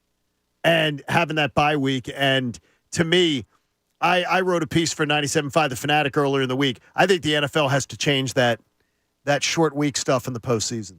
It just can't happen. You can't ask teams to play in the postseason short a day. No, there's too many advantages going to the number 1 seed now, where it's like just put them in the put them in the AFC or NFC Championship. It's like I'm fine with home field. Yes, and that's a huge advantage. But when you do home field and you do short weeks. That's a lot to overcome. I want to change the format, Pat, though, one thing. Division winners all get automatic bids to the playoffs. But I want to stack teams by record. So if you're a division winner and a wild card is if the second place team in the NFC East is 12-5 and loses the division, I don't think they should have to go on the road. I think the division winner should get automatically be able to go to the postseason. But I don't believe they should get a home game. Yeah, I completely agree with that. We've seen it before where teams finish like 8-8 or 9-7 in the past, and they win the division and they're good, right? Like they get a home game, and it's just and like a 11-win team, 12-win team has to go on the road. I would like to see them reward. If you're going to reward it, reward the entire season of work. I agree. I mean, people will say a lot of times, "Oh, what difference does a regular season make?" That matters. That's where the difference is. Where you get seeded for a playoff. Who do you play? All that. Like, why would I play a regular season and do well and not be rewarded for it? I agree with you totally. Now, the Eagles sucked down the stretch this year. They were the worst team in football. They played so terribly down the stretch. Worst team in football. But they should not have had to go to Tampa to play a game. In my mind, what matters is what you do over the course of an entire season. They should have been, if you rank the teams by wins. And even if a wild card team is the second place team in the NFC East, might have there's a chance the second place team in the NFC East could have the second best record in the conference. And to me, I believe that needs to be rewarded. Yeah, should. I agree, should. I'm happy, though, it didn't happen. Because you think it got the change you wanted? No, I'm glad that the Eagles weren't able to let down 70,000 people in person. It's 69. And then they have to sit in traffic for 2 hours on a work night and just stew in their car because the city hasn't figured out traffic patterns that make sense. So I agree. Future, moving forward, do it. But in this particular situation that the Eagles found themselves in, I'm glad. I'm glad that they were on the road. Can I make you smile a little bit, though, Pat? Yeah, you can try. Okay. No guarantees. Mayor Huron or Sherelle Parker? Yeah. It's one of the there's one on the website where you can look at like things that she has on her mind to look at that she's already started, and that's one of them. Is traffic concerns around getting in and out of events in Philadelphia. So it's horrible. She understands it's horrible. I tell you, I have a little bit of crush on the new mayor. I'm going to say. I like her energy. I like her. I loved it last Friday when we had the snowstorm. They were showing her, and she's out there with the guys with the plows, and she's out there in the street saying, we're going to clear everything out. And she's walking, and she's meeting the people. There's something about her. And I'm sure a lot of people tell me, oh, it's all PR. Well, I like the fact that she's out in the streets and she's meeting people, she's talking to people, talking to the cops, talking to the workers clearing the streets, talking to the guys running the plows. To me that matters. Bob didn't care about it at all. I think that's cool. Bud. Good for her. That was your clip. I like it. Want to even it up. Yeah, it's cool. Whatever. I like the man of the people thing. Yeah, let's woman of the people. Actions mean more to me. Let's see if it happens. I got you. But yeah, it's a good start. Yeah, there's probably somebody like at I don't know, a little side street down in South Philly. It's like, yeah, great, John. She was talking to them, but they never plowed my street. Oh, there's that. No. Now, the weird thing is that's one of the things that she went on with her at her press conference. Yeah, she did. And you're going to clear side streets. And we're going to get I guarantee that there's some people out there that didn't get their street cleared, and they're saying this is BS. And, I'm not putting her down. God bless her. Good luck. I hope everything turns around. There's always somebody ready to complain. Well, there is something that she's got on her plate, and the new city council has on their plate too. Because there's I think there's 12 members of the city council now are 1 year or new. So there's a brand new thing, and they're going to start looking at this. They're going to look at this Sixers arena proposal, and I wonder if there is let's say that there is a Sixers playoff run where we see this team in the Eastern Conference Finals with a chance to go to the NBA Finals. Do you think that sways the city council? Because the decision's going to be made soon. They're going to be talking about this soon. Could Nick Nurse and this team sway that vote, sway public opinion. Because I believe if the Sixers let's say the Sixers somehow made the NBA Finals. They're the Eastern Conference champions. They're in the NBA Finals with a chance to have a parade. And this issue is being discussed, the downtown stadium, and they got to sign off on it because this thing's got to get moving. I'm telling you right now, I think that it could swing the election.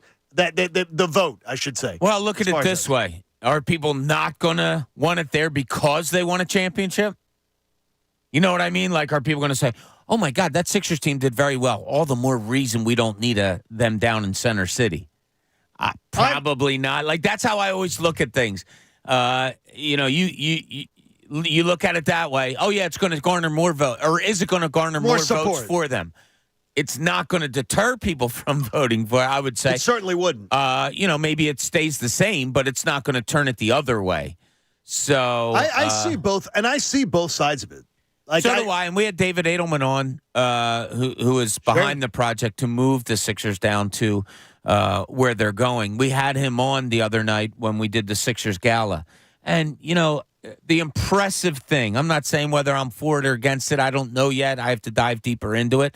But the impressive thing is that they are listening to the people, that they do have answers for people that are against. Whether it's the answer you want to hear or not, that's up to you. But they're not burying their head in the sand and saying, we're rich, we're doing this, screw you. They're listening to everybody, and their presentation is very impressive. We'll see how it turns out. And the local news coverage, I will say, on the issue has not been fair. It's not been fair. It's been poorly done. And I pointed it out last year as I was teaching to my students, and I'll do it again like this semester. The coverage has been totally lopsided. There has not been point counterpoint. Well, because the Sixers weren't talking.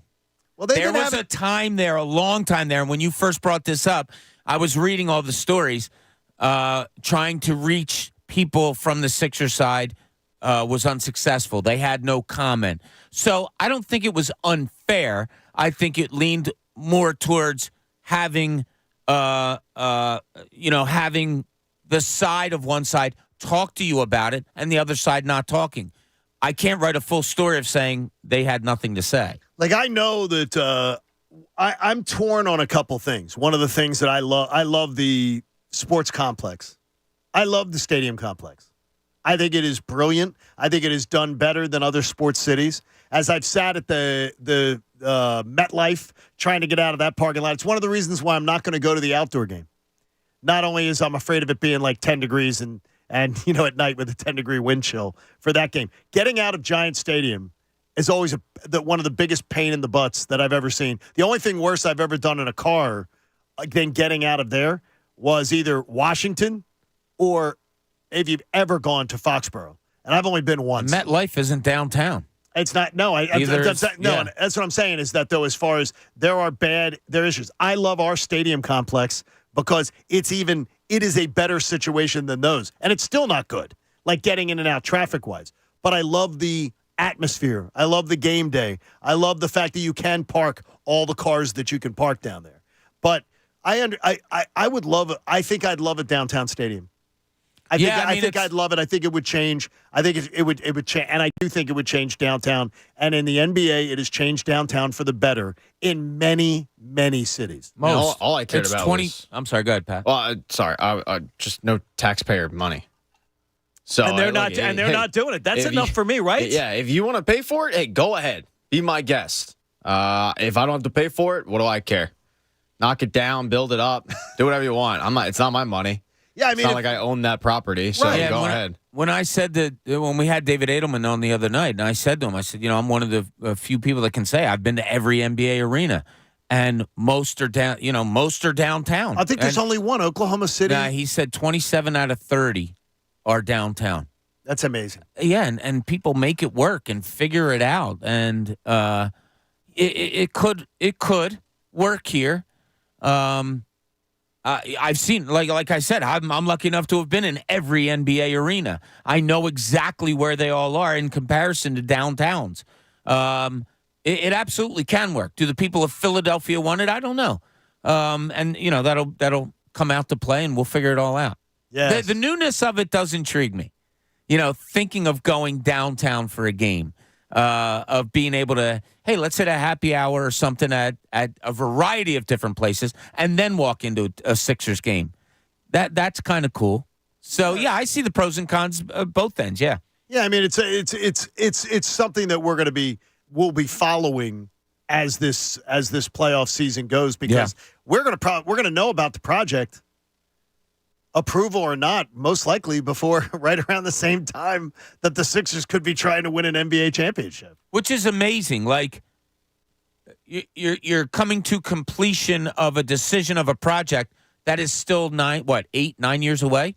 When is it? 6 years 32? away. 7 years seasons, away? 6 full seasons away. Yeah, it's Full it's seasons crazy. after this And one. David Edelman said that to us. He's like, "Why would I propose something this far out? That I don't think would work. Every question that's had, I'm looking to answer. I'm telling you, if you're against the Sixers doing this, totally understand it. If you're for it, I totally understand it. But listen to their proposal, because it'll be impressive to you either way you go, I think. Yes, and you can say, but you still could end up listening to it and going, yeah, but I'm still not for it. One thing I do know is this, though, I would believe, is that traffic will be still a nightmare. Now, somebody asked me on here, Bob, are you going to go to Camden to watch the Sixers game? I went to Camden ever since it was built to go watch Sixers practices every day. Yeah, but practice isn't a game. Answer the question, you Camden coward. Catholic. Answer the question. We played at Camden High every We year. Like, played what are you at talking Camden about when I High, go to yes. Camden? I'd go anywhere to watch a game. I don't care. Pat, I think I'm leaning. Yes, like I would say, For the stadium? I'm like 65-35. I want it downtown. Oh, I'm like 80-20. Like, Okay, yeah. I mean, but we're both leaning towards it's downtown. not going to make a difference to me, honestly, if I'm being frank. Like, if you keep it down in like where it is with the complex, fine. Think about you. They're not going to do that, but fine. You, though, in a position where you are, you could get to that stadium easier than you get to South Philly. Yes. Yeah, it would be easier for me. And I think their whole plot here is like you take public transportation, you can get there SEPTA, you can get there whether it be train, whether it be bus. Like, it's easier to travel that way. Driving wise, it'd probably be a little bit easier, but I mean, as you guys talked about, the congestion, no matter what, is going to be bad. You figure, though, at that point, construction downtown, there's going to be more parking garages. They talked about an app, too, that will let you know, like, where to go, what parking lots are open and whatnot. I mean, we're talking about, By the way, I've a seen stadium in 9-10 years. I have seen that, too, and I've seen that app work. Yeah, I'm sure it I had does. one. Like, It's worked. I mean, like, look, as long Camden would be the one place I'm like, don't put it in there. And it's nothing against Camden. It's more to do with it's the Philadelphia 76ers, not the Camden, New Jersey 76ers. So as long as the team stays in Philadelphia, like, yeah, I'll go down. I have a question about a gut instinct thought you might have on the 2024 Eagles. And I think the question is not going to be as easy as it might sound. John Kincade Show on this Friday morning here on 97.5, The Fanatic. David Kelleher sponsors our First Friday broadcasts. And David Auto, well, you've been to the David Auto Group. And if you haven't, go check it out online.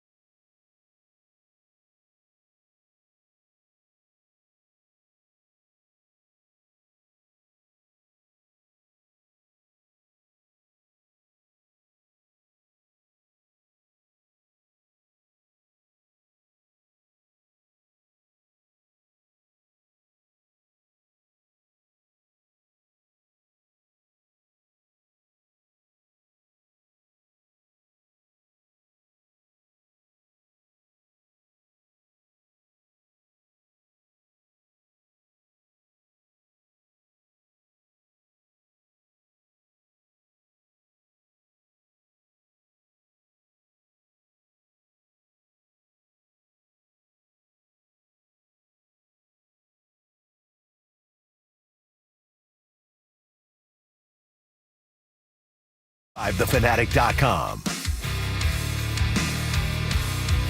Fanatic Fridays are presented by Pumpman Philly. Oh, There you go for 24/7 emergency repair, job, pump Big B. replacement. Count on Pumpman Philly, the guys to know to fix your flow. It's a Fanatic Friday. I thought today was supposed to be nice. it is nice. Every day's nice, I'm John. looking out the window and it looks terrible. It's going to clear up by like noon. Okay. Yeah. Okay, good. All right, just a little bit of clear up. It'll be sunny for happy hour tonight. A Yeah. little birthday happy hour. Or is that not It was part funny. of it? Brendan goes to me, he goes, doing anything special for your birthday? I said, well, we're going out with friends to happy hour, but that's pretty much every Friday. That's every Friday. So I don't know if it's anything special, but By the way, but it is special. Pat the caller got in trouble. Why? John from Jackson, Wisconsin is listening this morning. Jackson, Wisconsin. Never heard of it. Heard of Genoa City, Wisconsin. Not heard of Jackson. He said he's been a fan of the Eagles for 47 years. He says Pat is not a fan of sports. Not you, Pat. Pat the caller. He said, I've lived and died with the Eagles waiting for a championship 2018. I was so happy for 3 months after the Super Bowl victory, but now I'm still pissed about how this season died a slow death. He told Pat, go play with Dungeons and Dragons and leave sports to us. Now, that's a little rough. That's a little rough, but it's because everybody consumes it differently. But I do not like the sports fan, though, I will say. I do not like the sports fan that does wake me up when if they make the World Series, then I'll be back. I don't want you. I don't want you in the fan base. If you're saying, yeah, tell me when they get to the World Series or tell me when the baseball playoffs get here. Come on. You're not to me, you're not a fan. You're just a bandwagon jumper. Well, yeah, like I said, the rules of fandom, there should be none. You can be a fan however you want to be. My only point to Pat, the caller, was that he was telling me kind of to shut up about this team's different, like you see something different. Wake me up when they beat Boston or Milwaukee.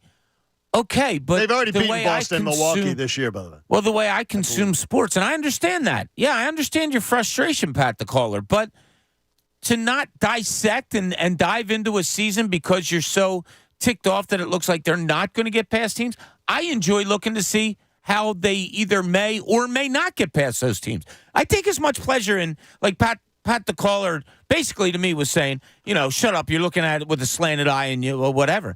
Okay, if they were the team on top, I'd also look at it and say, you know what, this is why I don't think they're going to do it again. Or if the Sixers this year didn't meet my eye test a little bit, I would say that. I would say, yeah, you know what? I don't like how they're playing defensively. I'm not saying they're going to beat Boston or Milwaukee. I'm saying what I see differently in this team this year. That's all. I would also tell you, bottom line, is that I've never seen Bob Cooney with the pom-poms on. Pat, maybe you have. Maybe there's a video out there. Back when we were out in Arizona, we shared a room. There was a night where it got weird, but other than that, no, very objective. That wasn't a pom-pom, by the way. Okay, now I'm scarred. But on the air, no, he's never. No. He's never brought them out. He only does that behind closed doors with a few margaritas in them. There you go. It's just the way I like to look at sports. I like to dissect what's good, what's bad. Can they do it? Can they not? Do I think this? Do I think that? That's the enjoyment I get out of sports. I could never watch sports as dispassionately as you do. No, it annoys me. No, it does. In a jealous way. I wish that I didn't get as wounded as you. You can shrug off stuff that I can't. Like I get more emotionally wounded by my teams than you do. I just realized. So Bob, you've talked about how I think it was Doug Collins said that the problem with today's NBA players is it's on to the next one. Right. It's the AAU mentality of, like, right. we have another game. Good, Pat. You're like that with sports. I'm Doug Collins. I think I'm you are. stewing about a loss for days, and you're like, okay, when does the Iowa women's Quidditch team play? I'll watch that. I'll rewatch I watch this game. Oklahoma women's softball. Yeah, you're always on to the next game. Here's how in my mind, and I've never said this to you guys, and I've never said it to our listeners or anybody. This is why. I cried when my daughter played her last soccer game. I have 4 kids. She's the youngest. She played her last soccer game in high school, and I knew she wasn't going to play in college because she didn't want to. She wanted to pursue her career. I cried because I was never going to see my kids play competitive sports again. That's God's honest truth. I cried. I walked to a car. Children, though. That's my kid. That's the emotion that sports brings out of me when it includes that. When my son Bobby finished playing baseball, same emotion. When my son Kyle finished playing at LaSalle, he was a walk-on, and they lost their tournament game. I wasn't fortunate enough to be there, but I streamed it, and for some reason on the stream, they followed Kyle going through the line, shaking hands. I think they played George Washington, and walking off the court. I cried. That's the emotion because that's personal. The Sixers, Flyers, Eagles winning isn't personal to me. But how much is it, though? Your job over the years did it to you. Probably at that also, I feel like it desensitized you. Because, to it. Pat, you and I do a different job. Yeah. Bob was a journalist. And that's one of the things yesterday people were like, these guys are supposed to be journalists. No, we're not. No, I got into this because I was a fan, bud. I'm not a journalist. You're not a journalist because you have a talk show. A journalist is actually somebody who can dispassionately cover a story from without interjecting opinion, without interjecting their personal slant. They can tell you a story. They can paint a picture. They can use factual basis to educate you on it. Yeah, there's passion. I mean, we're all Yeah, I don't human. mean dispassionately. You don't have passion. I mean, one of my favorite stories that I ever did was right after 9/11. The Flyers played an exhibition game against the Rangers, and it was like 3 or 4 days after 9/11. Oh my God! And they played 2 periods against the Rangers, and there was fights everywhere, and it was crazy. And it was just when Lindros was shed, all of these things going on, and then they come out to play the 3rd period, and on the jumbotron they were playing President Bush's address to the country about 9/11. Players came out, they stopped skating, they sat on the boards, they sat on the bench. Everybody was quiet watching the jumbotron. It went on for about 20 minutes. It got done. Ed Snyder came over the announcement and said, we're done. Tonight's over. Thank you for coming. The players got in a line, weren't told, and shook hands after like 10 fights and shook hands with each other. And the place was quiet as could be walking out. I went into the locker room. Rick Tocchet and I sat and talked for about 15, 20 minutes. So much not about what went on, but just about our families, about how you – and that's emotion. And I said, I almost cursed again. I said, Rick, I'm sorry. I got to go write a story. I forgot. Right. You know, like that's passion. That's emotion. You have it all the time. Yes. Do you differentiate it from your job? You have to. Now, one of our listeners who rarely displays much passion is Mike from Delran. Mike, what's up, guys? Can we soup you up a little? I mean, you're very dispassionate. Yeah, I know exactly what Bob's talking about. I cried when my youngest son played sports for the first time. Oh, I watched him and I'm like, man, you suck. What was it? What was he playing? What a plot twist. Oh. He was like, I'm watching him. I actually got video of it. He's like doing some weird dance, I guess he learned from Fortnite or YouTube or something. He's chasing butterflies and shit. I'm going, oh man, this kid, he's not. Oh, this stinks. But I don't like the idea of the Sixers moving, and I just like the idea that all 4 sports teams play in that area. You know, I've had friends that come out of town that have gone to games. Like, oh wow, this is a really nice setup. Where we're from, we can't tailgate like this, or we don't have the access like this. And I just don't like the idea of like, I don't know. It just doesn't feel. I just don't think it would feel the same. Definitely would. It would definitely be a change, Mike. Yeah. I mean, it's a change and I wonder too, and I wonder for you Jersey people, how much different it is for you guys trying to get to downtown compared to trying to get to the South Philly complex. I think it would be such a pain. Like right now, I just go over to Walt Whitman and dumps me right there. Now I'm going to have to get like on different types of trains or something like that. I would hate it. But then I agree with Bob about the Sixers. I feel like this is the first season in a long time that nobody on that team has a monkey on their back because of a distraction. So that's not a bad one. Thank you, Michael. Thanks, Mike. Thanks for the text. That's the one thing about the stadium complex thing again, stadium story, that I just refuse to believe. I do not believe that there are going to be people from Bryn Mawr and Paoli and Devon and Westchester and Havertown and everything that are going to be like, yeah, let's go park our car, pile onto a train, go downtown, and then get on a train and drive back and go back home that way. I do not believe that. I believe that is the fictional part of a Center City Stadium. I do not believe that's going to happen. Well, the vast, and I don't mean the majority, 51%. I think the vast majority will take their cars. Could be. Yeah, I mean, the challenge for people that are building it is you got to try it. Yep. Try doing it. Now, I grew up driving over to the arenas and all that in stadiums, and we all did, and we know what that's like. Then when you get into the profession that I was in, yeah, I trained it up to New York and to Brooklyn, and you get on a train and then a subway. That was cool too. It is cool. There's nothing wrong with it, and having someone else have to worry about navigation while they take you to a car and you just easily drive home, that's fun too. You don't know until you give it a try. I hear what Mike's saying, but maybe Mike or myself, get on a train and you say, oh, that wasn't too bad. That was pretty cool. Change is different, obviously. It's not for everybody, but you got to give it a try and see what's what, if they do this. I have a gut instinct question for anybody, and if you wanted to jump in, you'll be able to at 610-632-0975. Gut instinct. And I know the wound is still very, very fresh. The pain is still there. But after what we went through a year ago, NFC Championship weekend, and the joy and the excitement, and then what we're going through this year, do you expect the 2024 Eagles season to be closer to a retooling or a rebuilding? Do you think the Eagles are going to take this opportunity to say, yeah, there were things we saw in 2023 that require drastic change? We got to get rid of some of these older guys. We got to get rid of some of these. Or do you think that they're going to say, we're closer to the 10-1 team than, the collapse was just an anomaly. We're just going to retool. We're going to tinker. And so when I say retool, I mean just tinker, tweak, compared to a major overhaul of big-time names, big-time guys leaving the franchise and saying, we're ripping the Band-Aid off. We're going to get drastically younger next season. Well, I think the second part of what you're saying is that's not going to be their doing. So you say major guys leaving and all that. They're not going to – I don't think they're going to get – do you think they're going to get rid of major guys or are major people just leaving? Like the Brandon Grahams, the Jason Kelce's, I think the Fletcher Cox. Well, I think if Cox and Graham were offered contracts, they'd stay here. They wouldn't go anywhere. Okay. So it is up to the Eagles. Yeah. Hey, I don't think it's I don't think Brandon Graham and Fletcher Cox are going to be like, yeah, man, let's find me a place out of Philly.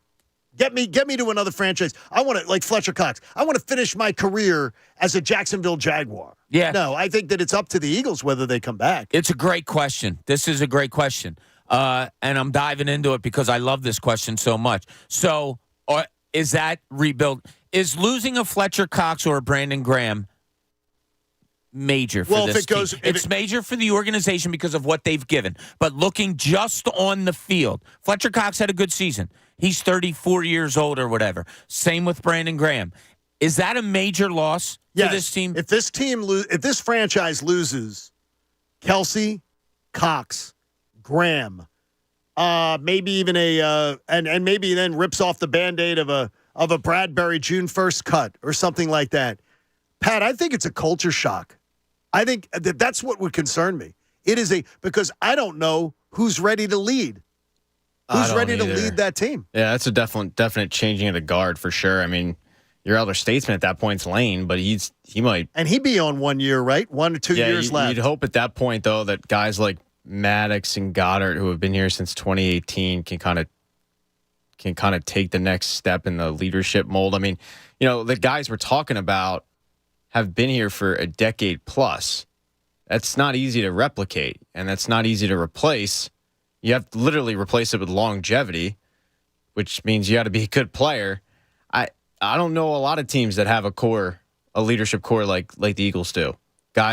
Multiple guys that have been here for a decade plus, and replacing them is not going to be easy.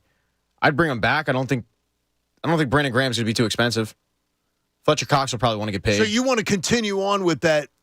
I mean, look, the both of them are valuable depth pieces. Fletcher Cox, as Bob laid out, was really good last year. And I'm not ready to go, okay, Fletch, I'm going to show you the door because I saw enough from Jordan Davis. I mean, Milton Williams to me was actually a little bit better than Jordan Davis last year. So I'm not ready to move on from him. Brandon Graham, production-wise, yeah, I could see you moving on from him.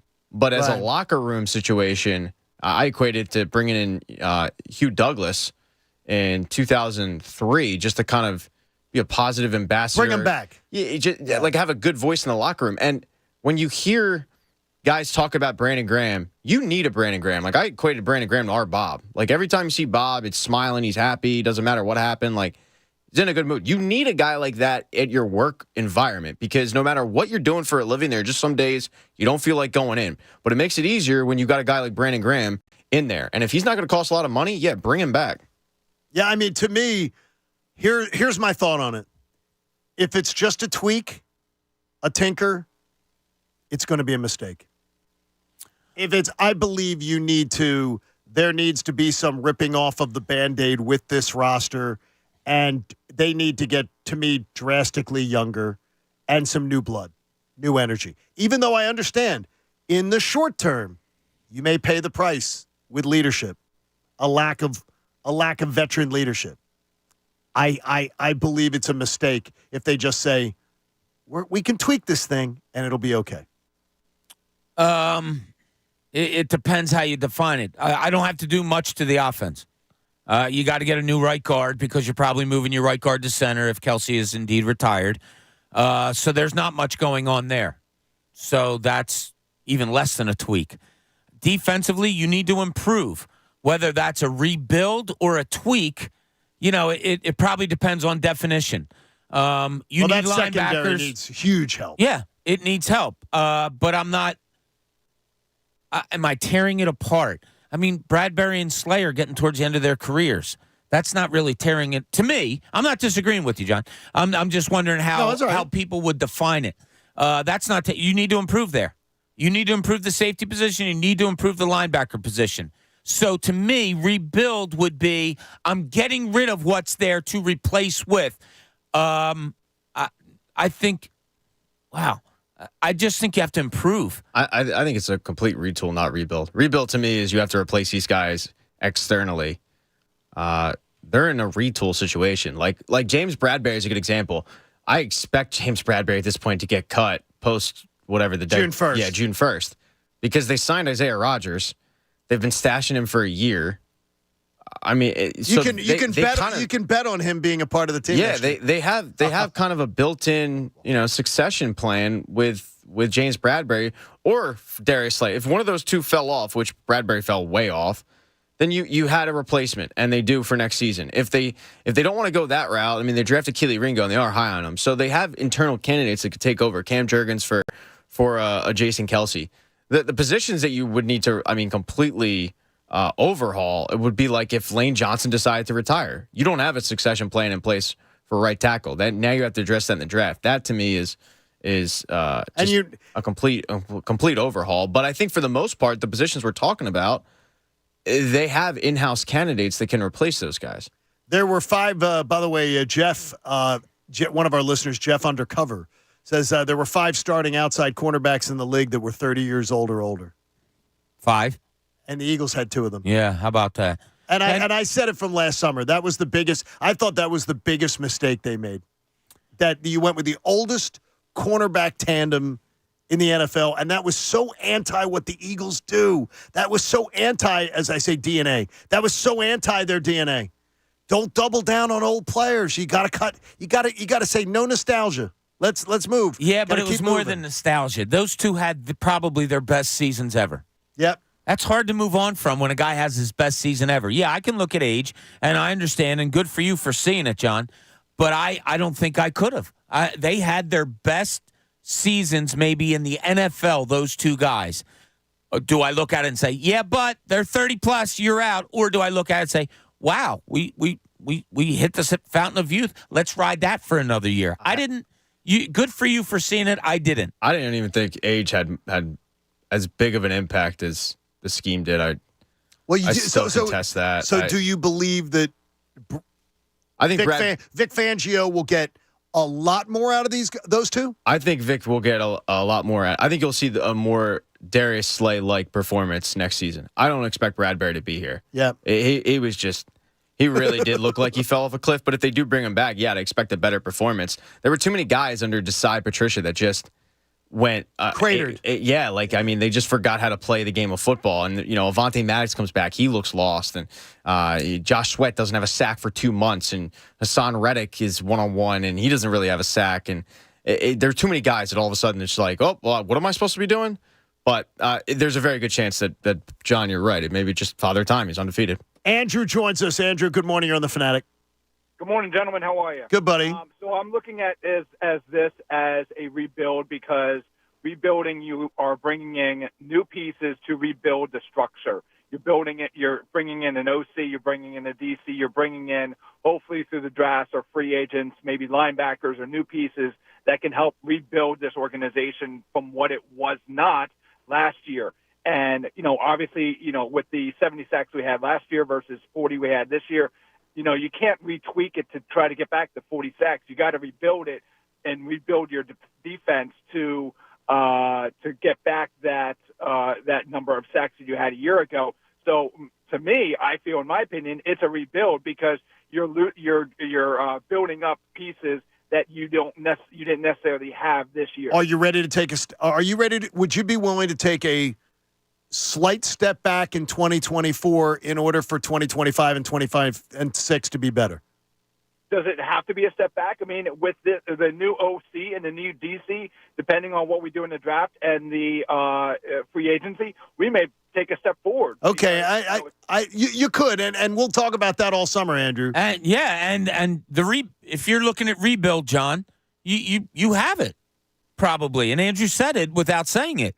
You're getting new offensive and defensive coordinators. Yeah, but the talents. I hear you. But if you're doing a rebuild, where does it start? You got to go from the top down, right? Well, that kind of defines rebuild. See, to me, when I think of rebuild, I think of, first of all, your roster is significantly younger. That's the one thing I always sort of put into the equation, that, okay, you've gone much younger. And I think that what they've shown you in, like, this year, the Green Bay Packers. Now, it was a standout year, an absolute standout year. But to me, the age of the youngest team in the NFL in 50-some years, almost 50 years to make the playoffs. It can be, you can go young. And now maybe you can see where this goes for next year. Yeah. As far as that. And the Eagles, by the way, were 21st this year in age. 20 teams were younger than them. So they still have youth, but they were relying on a lot of older players. A lot of the critical players were older. So even though they were 21st in roster age, there's a lot of older players that are significant reasons for why the Eagles are good or bad. I mean, if you just look at the offensive line to begin with, there's guys on there that are, you're counting on, like when you say Jason Kelce and Lane Johnson, just even above themselves, those two are critical pieces. Cox and Graham. Cox had a better year this year than he had last year. Yeah. He had a more it seems more productive. Hey, Joe, we'll get to you here coming up. You guys want to share a thought on this? 610-632-0975 if you want to get in with us. And it's championship weekend. Everybody's feeling a little bit down, but we're already trying to find some positives. John Kincade Show on 97.5, The Fanatic. I love the BetParks Casino and Sportsbook app. I love it, honestly, because of this.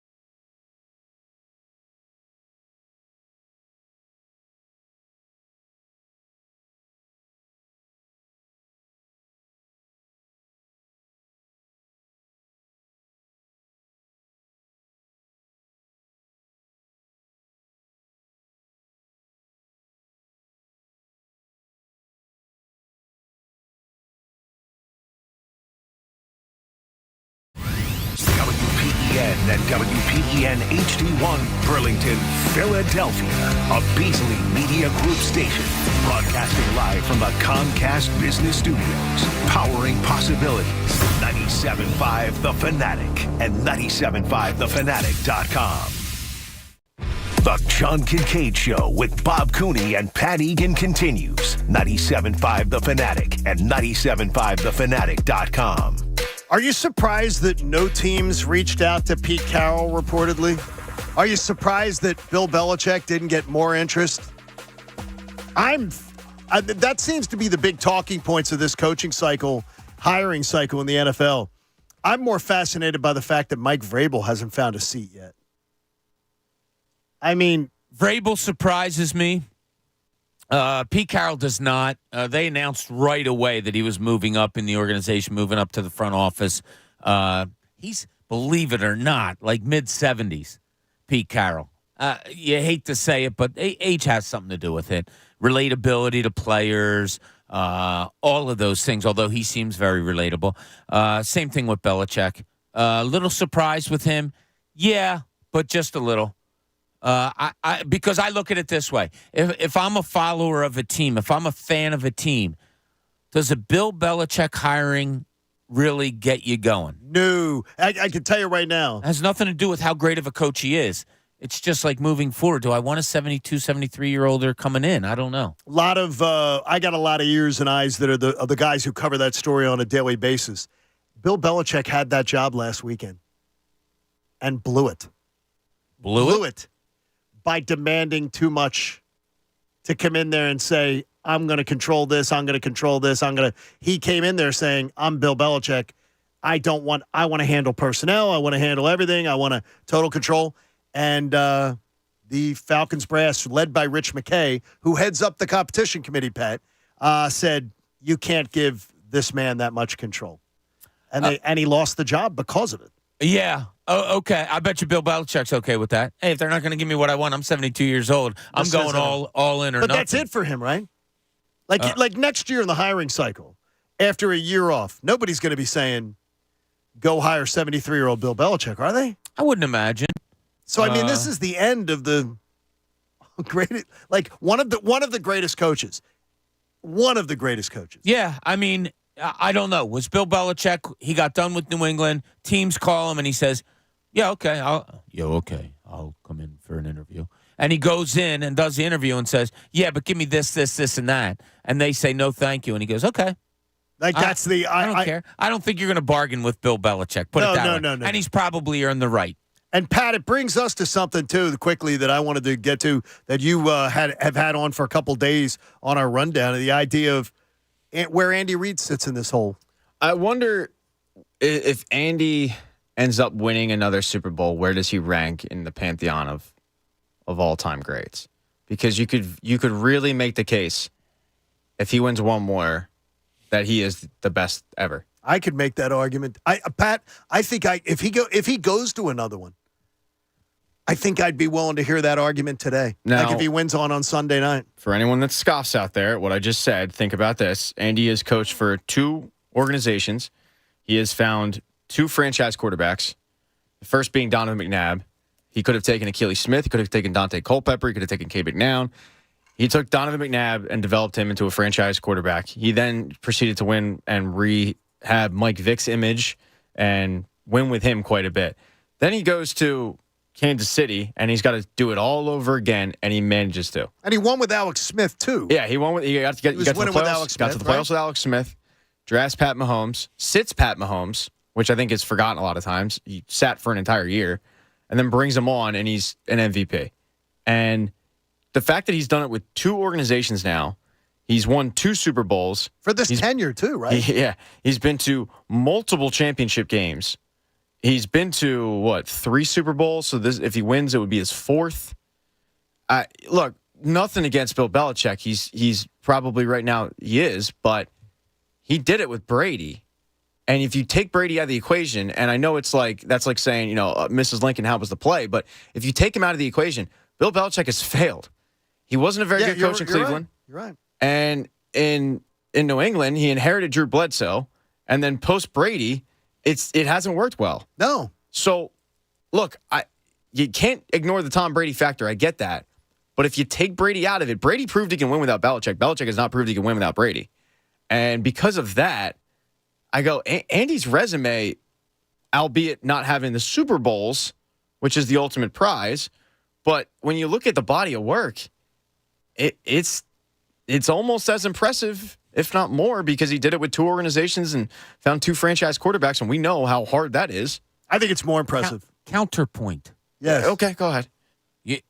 Andy found Donovan McNabb, number 2 overall pick. Yep. Andy found Patrick Mahomes, like number 9 overall pick. Nobody was, by the way, picking Mahomes at that pick. Bill Belichick found a 6th-round pick.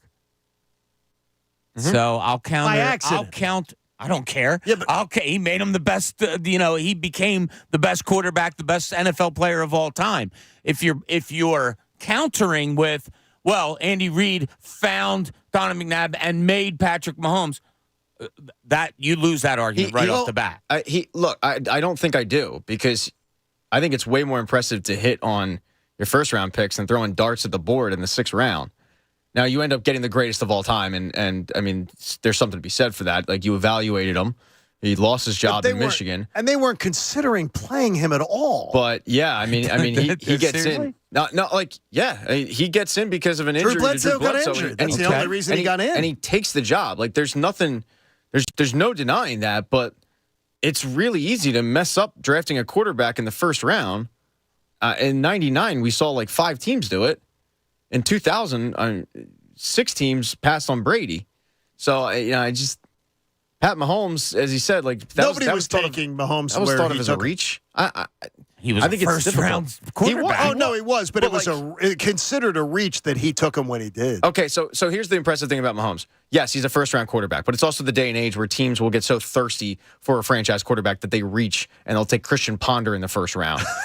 So I think it's impressive that you took Mahomes, but you also took Mahomes and you sat him for an entire year. So he was able to learn. That's what Belichick did with Tom Brady. No, he didn't. A little bit different circumstances, Bob. He was a 6th-round pick. Drew Bledsoe was the guy there. You can't underappreciate what he did with Tom Brady. I'm not. Oh, they lucked out with a 6th round. He became the best quarterback of all time. But you're Pat the caller right now. I didn't once. I repeatedly said you can't ignore that. He did. Okay, so take him out of it.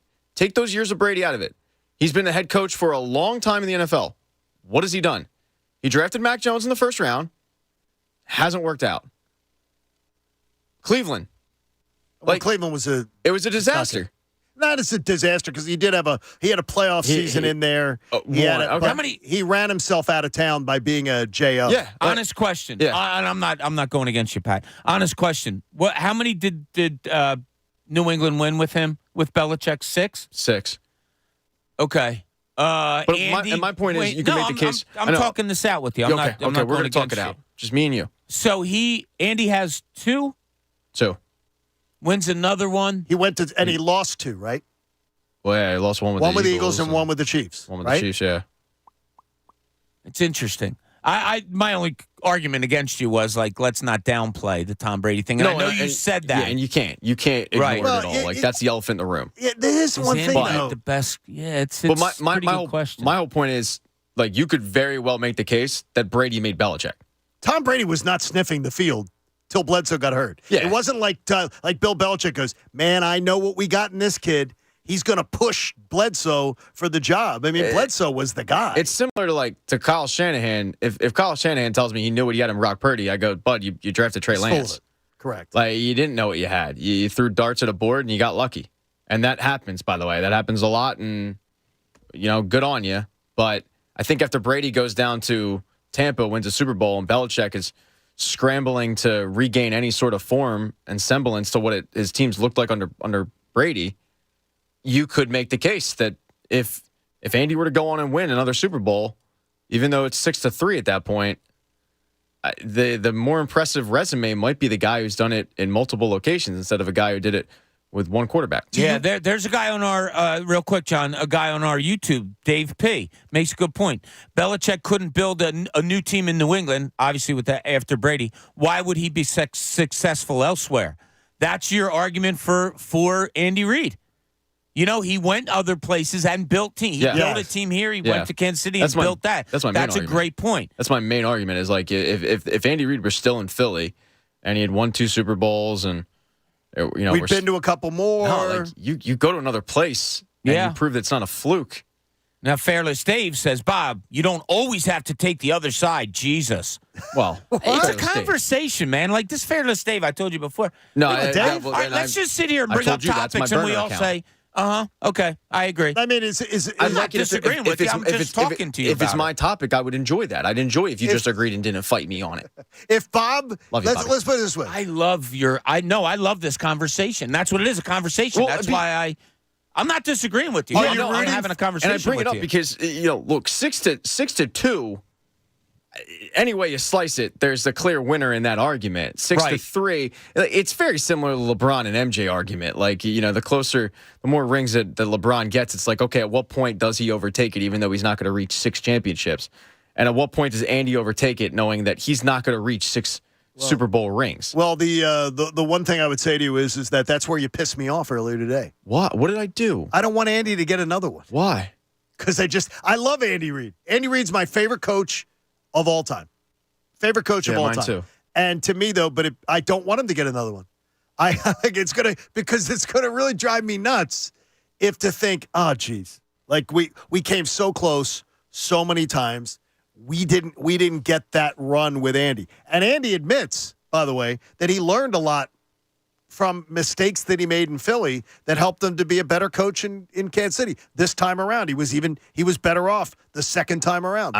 Step by step. I can't hold it against Andy at this point because the I'm Eagles not holding it against him. had won, and I know it's only the one, but after the Eagles won in 2018, it was like, all right, man, I'm good. I Like, rooted for him to get his the next year. and I like a lot of people did, and I think the reason why a lot of people did root for him was because the Eagles had already won. Right. It's a lot easier to see your ex remarry if you were the first one to the altar. But when you're sitting there watching your ex remarry and you're single, you're just slamming cocktails at happy hour. So Yeah. it's a little bit different. But You shouldn't for have me, been invited to that wedding. no, and I made a fool of him myself, and I got escorted out by security. Whatever. That's neither here nor there. Go Andy. I totally lost what we were talking about. Yeah, Andy Reid. Andy Reid might be my favorite coach in football of all time. Yeah, He's mine. I'll go there. Yeah, I root for him to win. I do. I don't.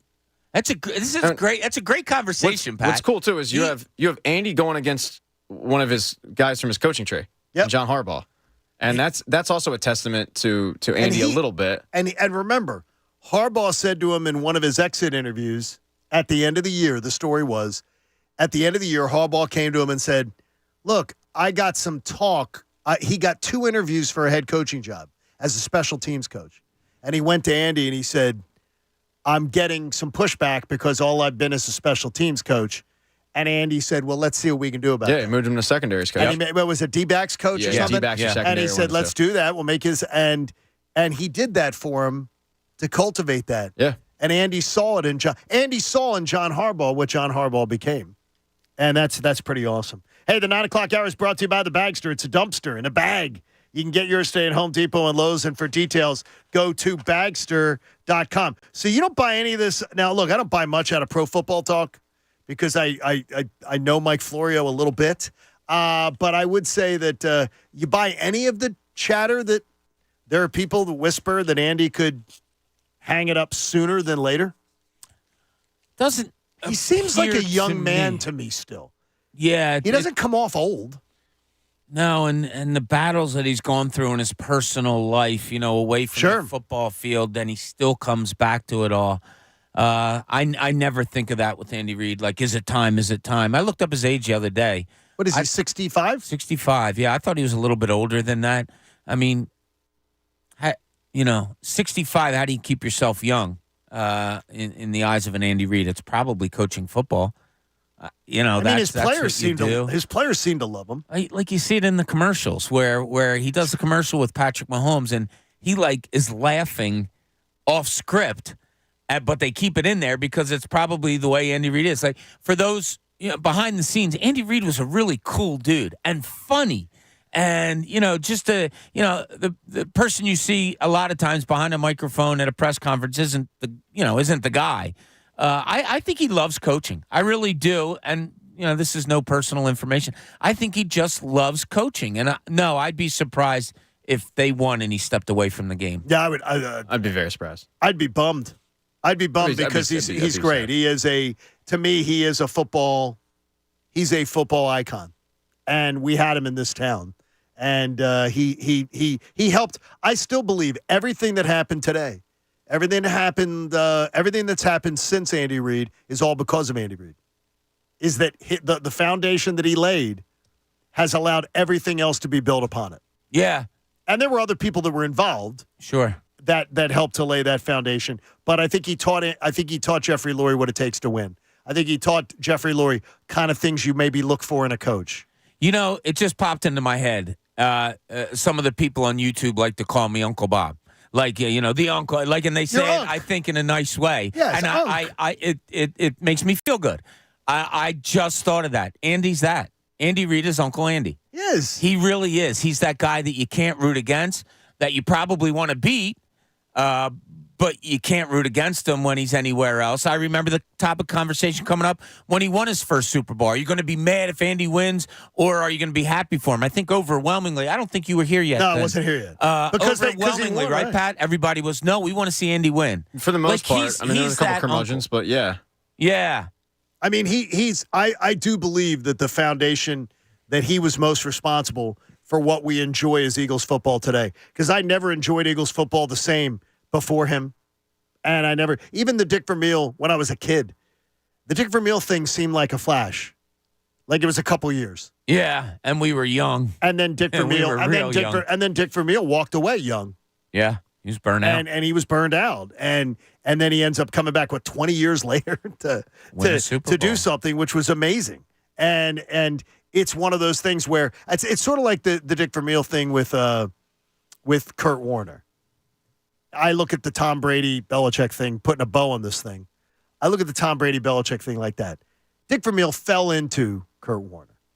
Well, and then he helped develop him. He helped day-to-day be the guy to get his skill set together. Dick Vermeil was an offensive mind. Dick Vermeil understood this kind of stuff. Yeah, you're not looking for a franchise quarterback. You're looking for quarterback depth. Right. And there is a difference. When you draft a guy in the first round, that's a franchise quarterback. When you draft a guy in the sixth round, or you're looking for depth. Signing an undrafted free agent from NFL Europa.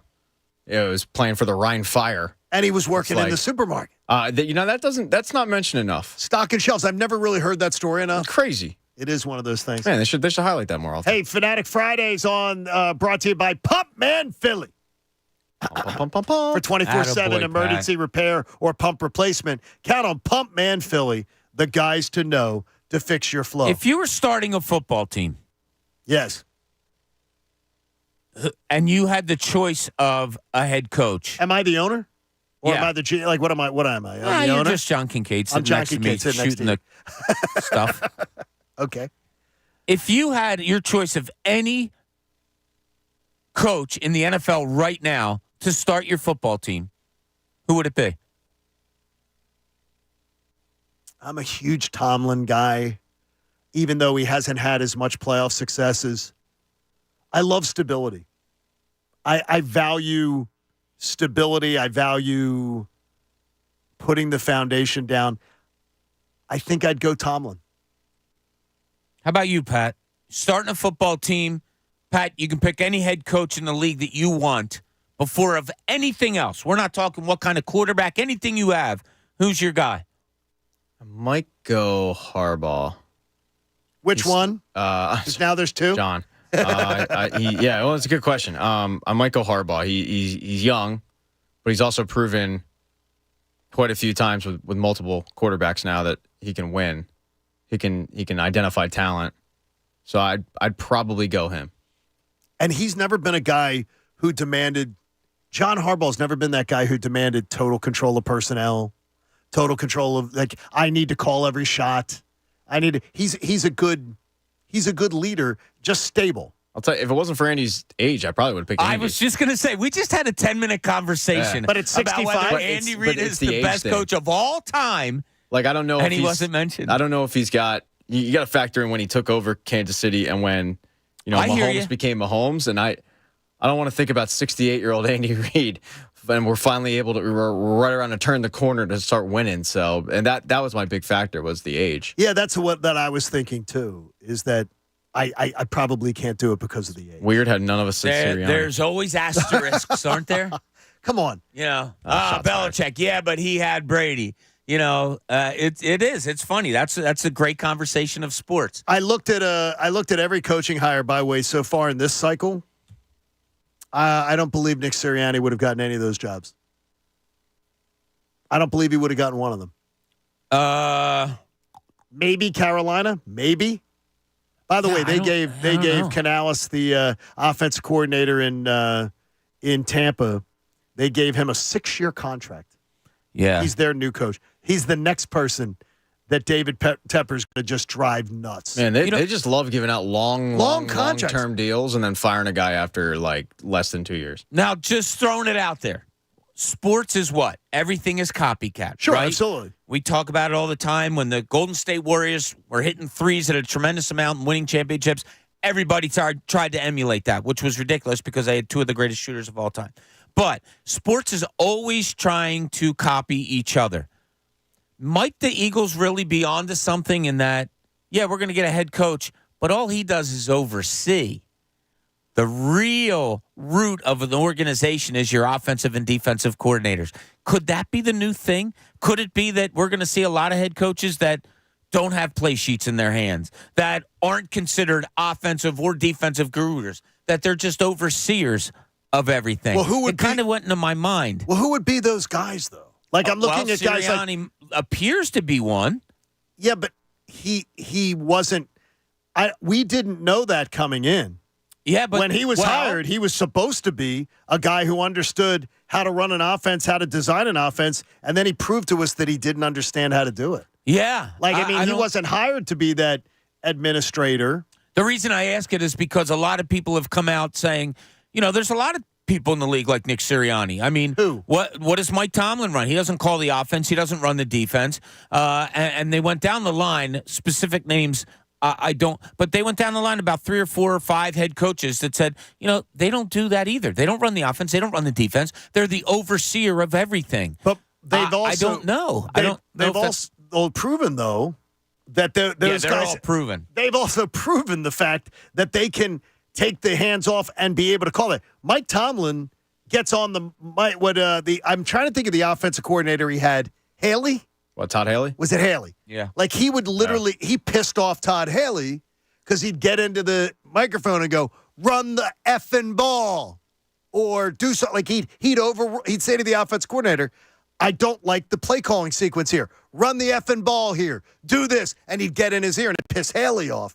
Ben Roethlisberger talks about the fact is, anybody who thinks Mike Tomlin had a say in everything. Mike Tomlin, during the game, was saying, okay, I'm not liking this defense. I'm not liking the way this defense is rolling out. Yeah, but he's not running it.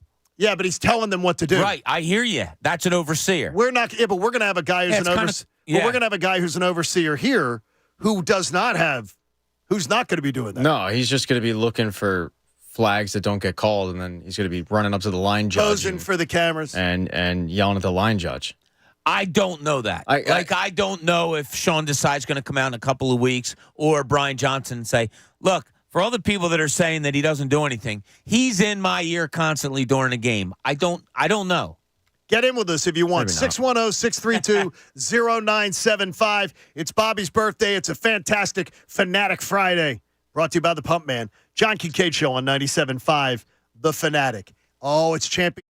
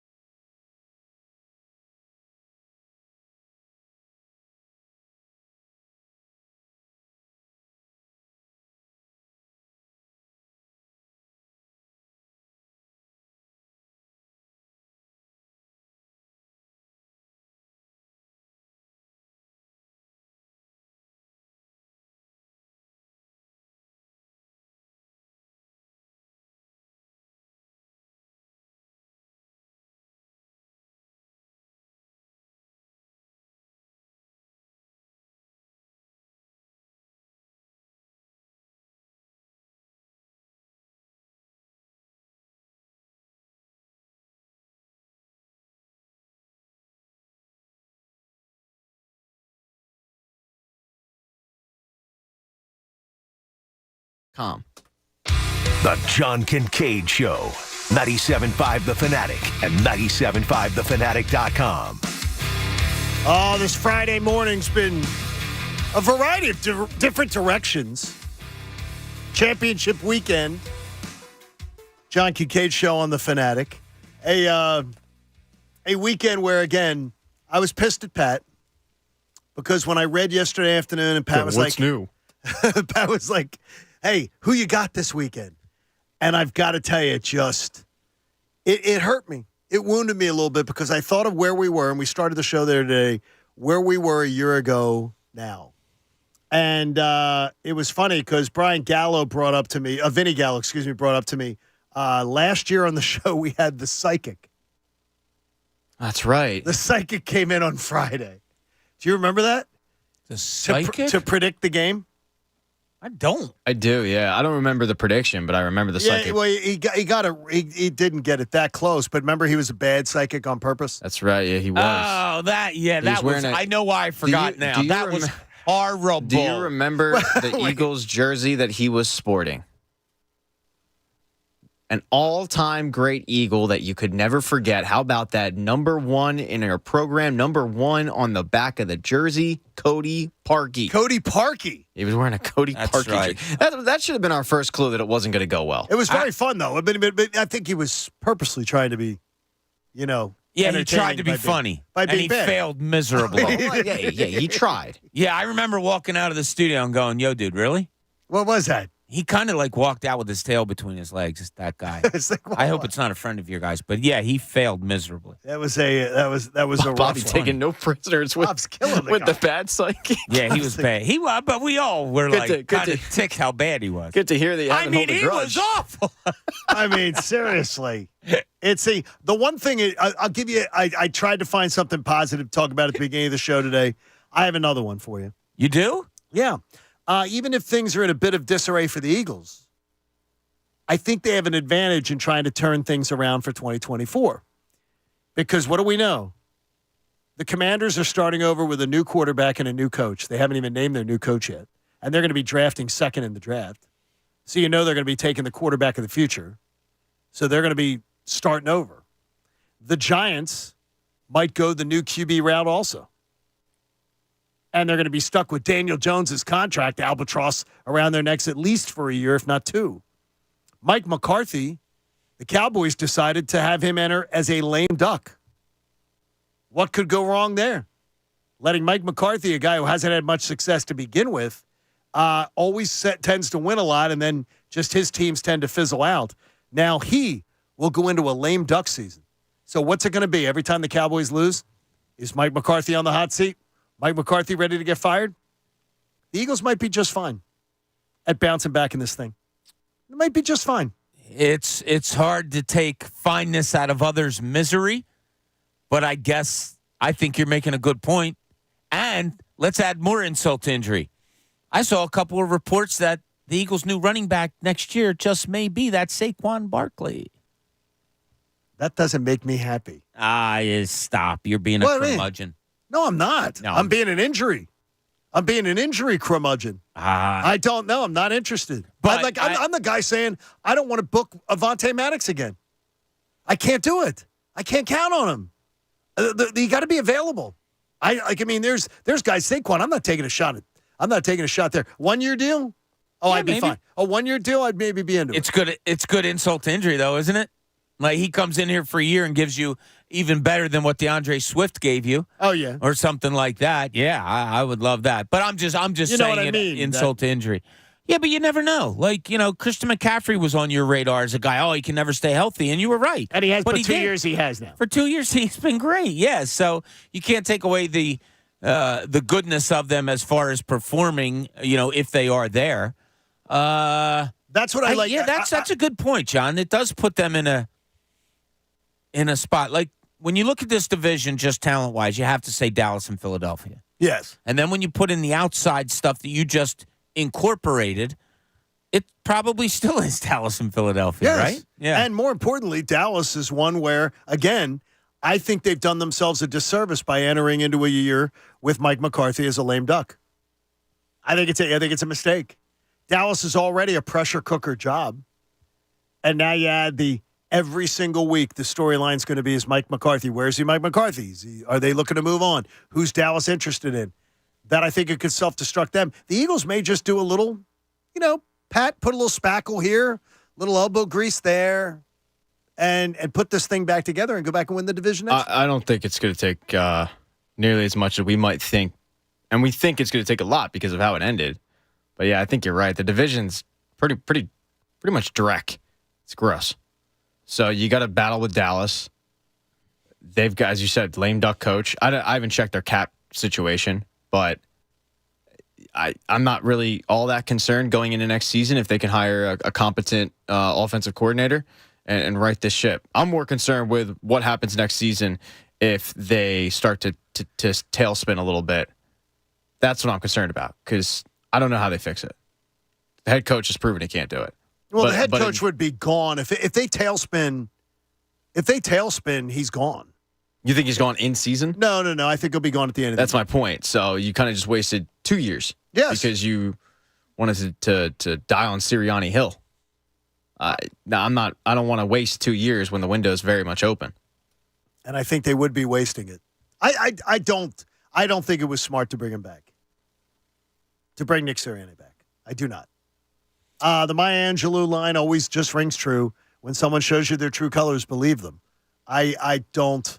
When he had the chance to fix something, when he had the keys, he could have taken control of the wheel. He said, "No, I'm okay." Nick Sirianni was sitting in row 11A.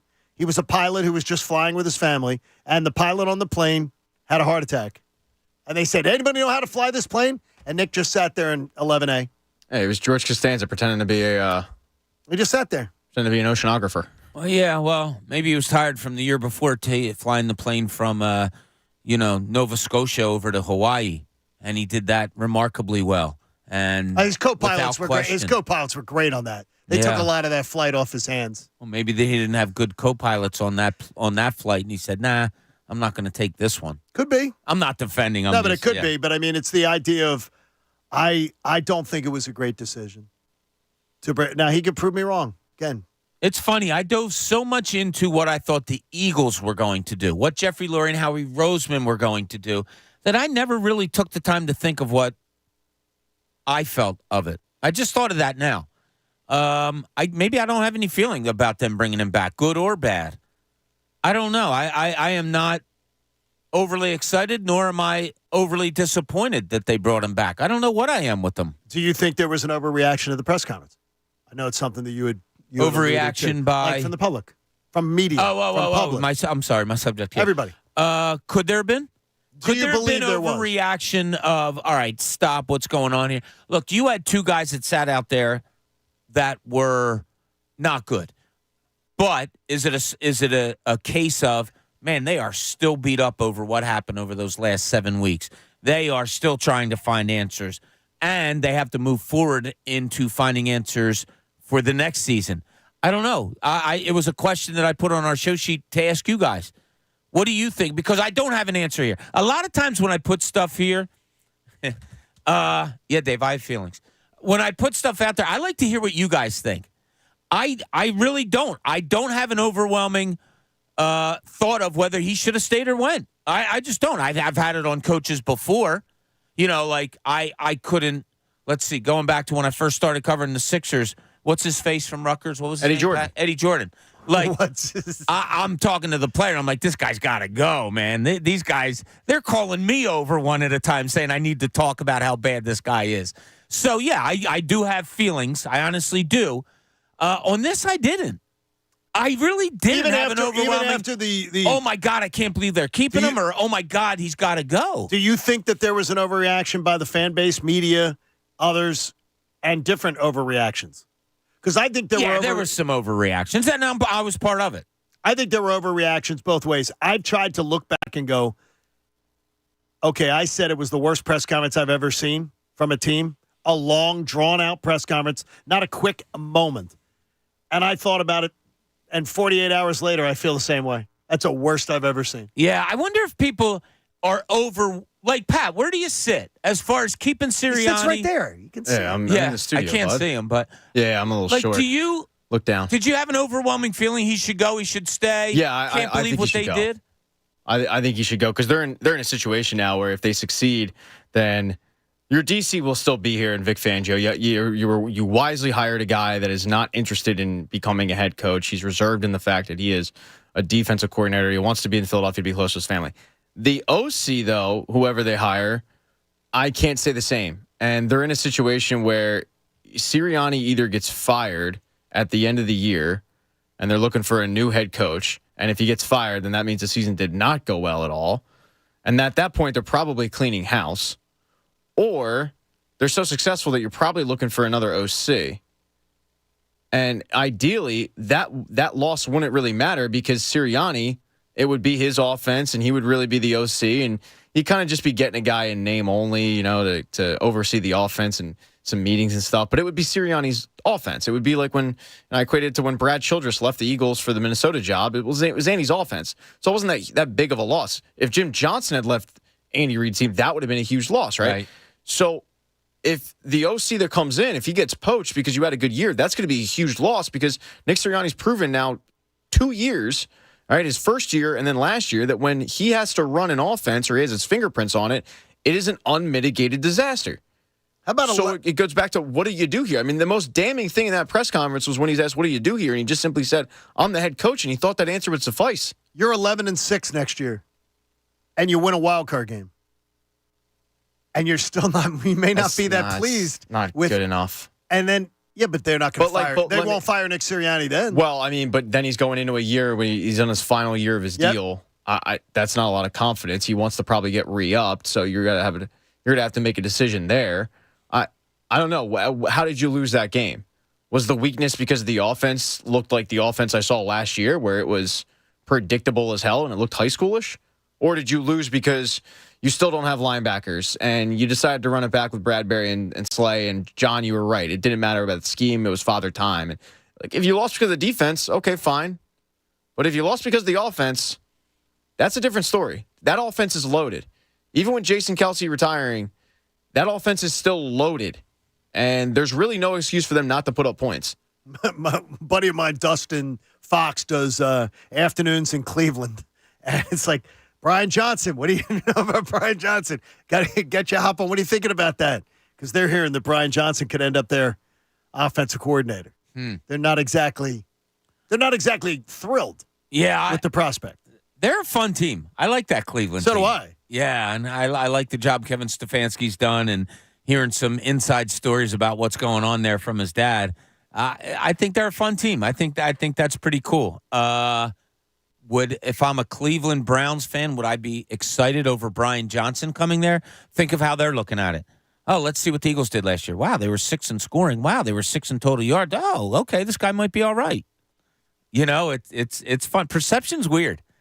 You just said, like, if he goes 11-6 and wins a wild card game, that he's not getting fired. Well, I don't think he would. I don't know. If they start 10-1. No, because what did they say to me this year? Why did they not fire him? I'm using what they used, their words.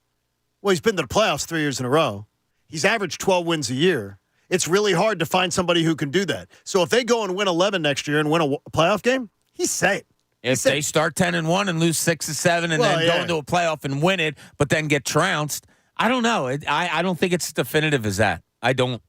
Yeah, I mean, it's if we would have gone into this season and said, yeah, you know what, we really like where the Eagles are, but they're going to go 11-6. Now, most had them 12-5. Yes. Right? Most of us they could win 13, right. But if we're going to be realistic, let's go 12, harder schedule, all of those things. Well, they were 11-6. On the surface, I was close with 12-5, but dig deeper. The story wasn't the same. Yeah, exactly. Liv says to me the other day, we're listening to the Sirianni press conference, driving back down to Temple. And she says, it wouldn't have been that bad if they sprinkled in some of those losses through the year. I wouldn't have minded it as much. I said, you and everybody else. She's not wrong. If they were if they started 4-2. Well, let's go through the schedule and do wins and losses. No, let's not do that. If they started 4-2, even on your birthday. I bet they started the season 10-1. But if they started 4-2 and then went 7-3 and then went 9-4 and then went 11-5 or whatever, I mean, we wouldn't have the same feeling about the season. No, not look at the Buffalo Bills. They turned it on. lost here. They lost here, and everybody's like, "Oh man!" And I had that team going to the Super Bowl. How stupid was I? And boom, they reel off 6 straight wins after that.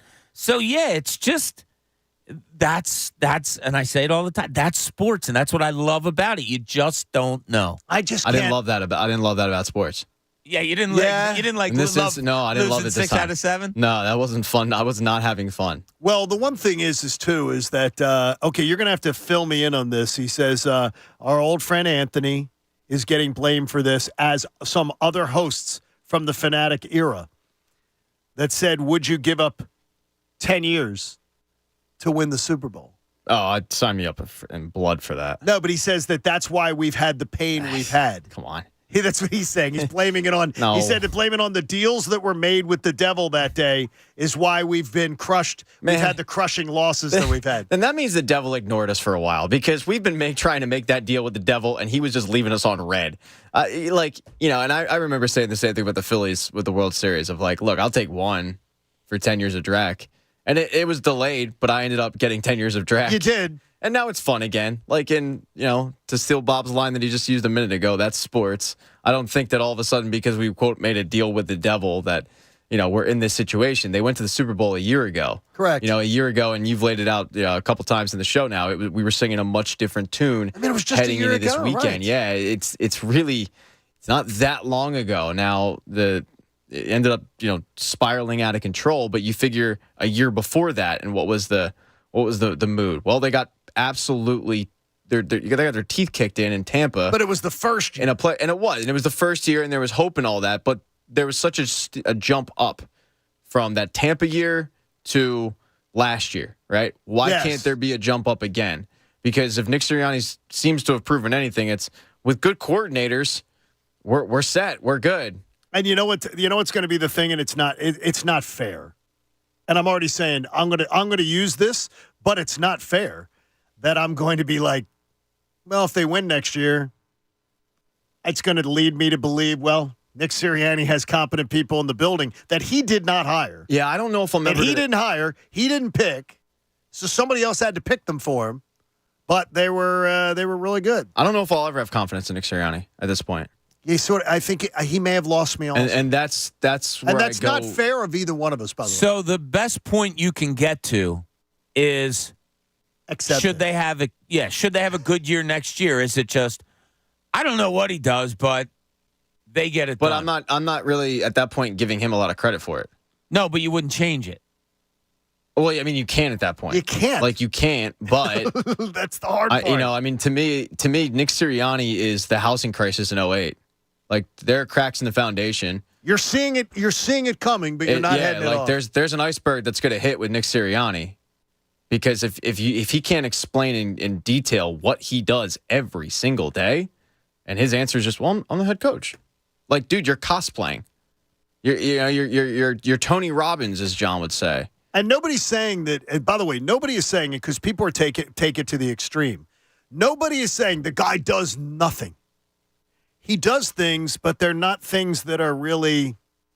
He does things, you just can't tell us what they are. And they're not necessarily essential to a team winning and losing. Yeah, he gets coffee for fans outside that are picketing. I don't think that there's anything that we're pointing to and we're saying, well, he helps the local economy by buying T-shirts. If we sat with Nick Sirianni for a week leading up to a game, every meeting, just all day long, watching him watch film, whatever, do you think you should be more surprised or disappointed in what he does? More surprised at how much he does, or more surprised how little he does? More disappointed. I think I'd be more disappointed to say, "Come on, dude, you're an NFL head coach. You're not imposing more. You're not letting it be known." I'd lean more towards we'd be shocked at how much he does. Really? I do. I think what kind of things? Lead me through what you're thinking. If you're planning this out, I'll bet you there's 6 hours of film watching on a Monday, and you're like, "Oh my God, you haven't gotten up from watching film yet?" Well, and then there's meetings, and then there's a bunch of things. I'll bet you there's more done than we know about. So I don't. Oh, I guarantee you that. I don't necessarily disagree with you, but it's also hard for me to judge because I've never seen what like an Andy Reid would do in a typical day. And you can watch all the film you want, but if you don't know what you're looking for, and that's really harsh for me to say, but if you don't know what you're looking for, then you're kind of just wasting your time. If you sit in a meeting and you're just twiddling your thumbs and you're not really dictating what's going to happen, like a Mike Tomlin, what we talked about earlier, you're just wasting your time. You might be there, you're physically present, but right. Here's another thing where I don't think that anyone's overreacting necessarily to what happened this weekend at the press conference or otherwise. Can you imagine Andy Reid saying, if someone said to you, "What do you do?" Well, with me, it's all about connecting. It's all about connecting. It's all about my connection to my players. Bill Belichick, John Harbaugh. You can connect to your players. Andy Reid dances in a locker room. I don't remember that happening much here. But John Harbaugh, they're saying, you can connect with your players. Twitter wasn't really a thing. But it's football. But it's football. And in football, it's I want to know what you're doing as far as a football man. Yeah, and a prime example is like how Bob connects with us, right? Like he comes in and he dances. Yeah, he dances around, and he's in, and that's why when things happen with Bob's life, like we have to celebrate it.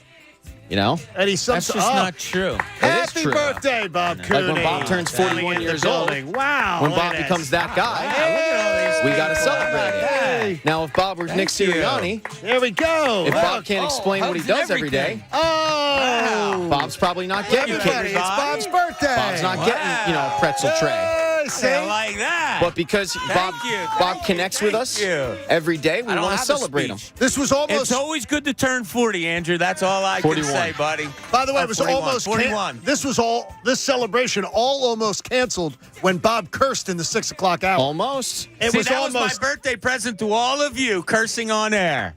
Happy birthday, Bob. Thank you, everybody. That's very nice of you. Thank you. Very nice. Wow. We love it there. Bob, Boston cream pie? That's my favorite. Don't. I might have just touched that, MB?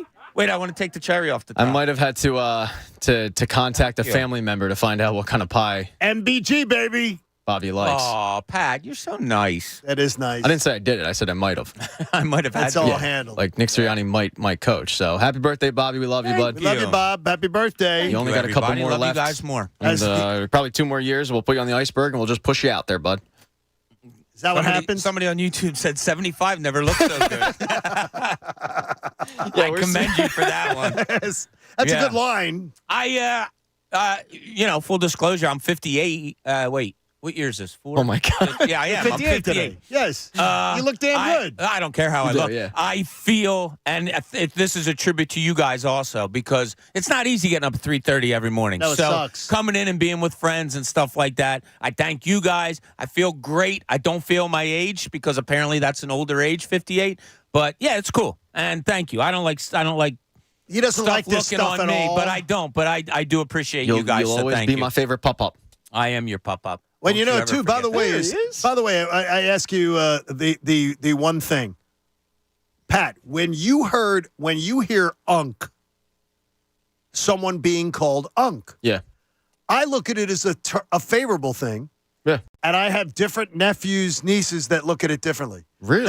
Some look at it positively, some look at it as like, hey, old man. Oh, I don't look at it. I look at it as negative positive. at all. Unk I look is at great. it as like a cool. Unk is cool, affectionate. Yet wise. Yes. Older individual. Yes. Yeah.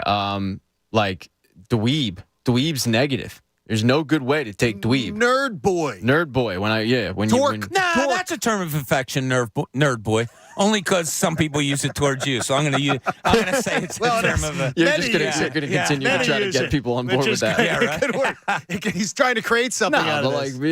That's a term of affection. Chief Dan says, happy birthday, Bob. Oh, thank you, everybody Dan. piling in here. So hopefully everybody has a great weekend. Look, it's championship weekend. And we were through the ringer this week. Now we're going to get on to turning the page towards the offseason, but we'll enjoy a little Super Bowl chatter. But look, it's all about getting back to that moment that we all enjoyed so much last year. And remember to support life-saving cancer research. Join us and our generous partners, Pump Man Philly. and make a donation to the American Association for Cancer Research. You can do it today at 975thefanatic.com/AACR because cancer research saves lives. Andrew Salchunas and Ray are ready to entertain you, and then it'll be the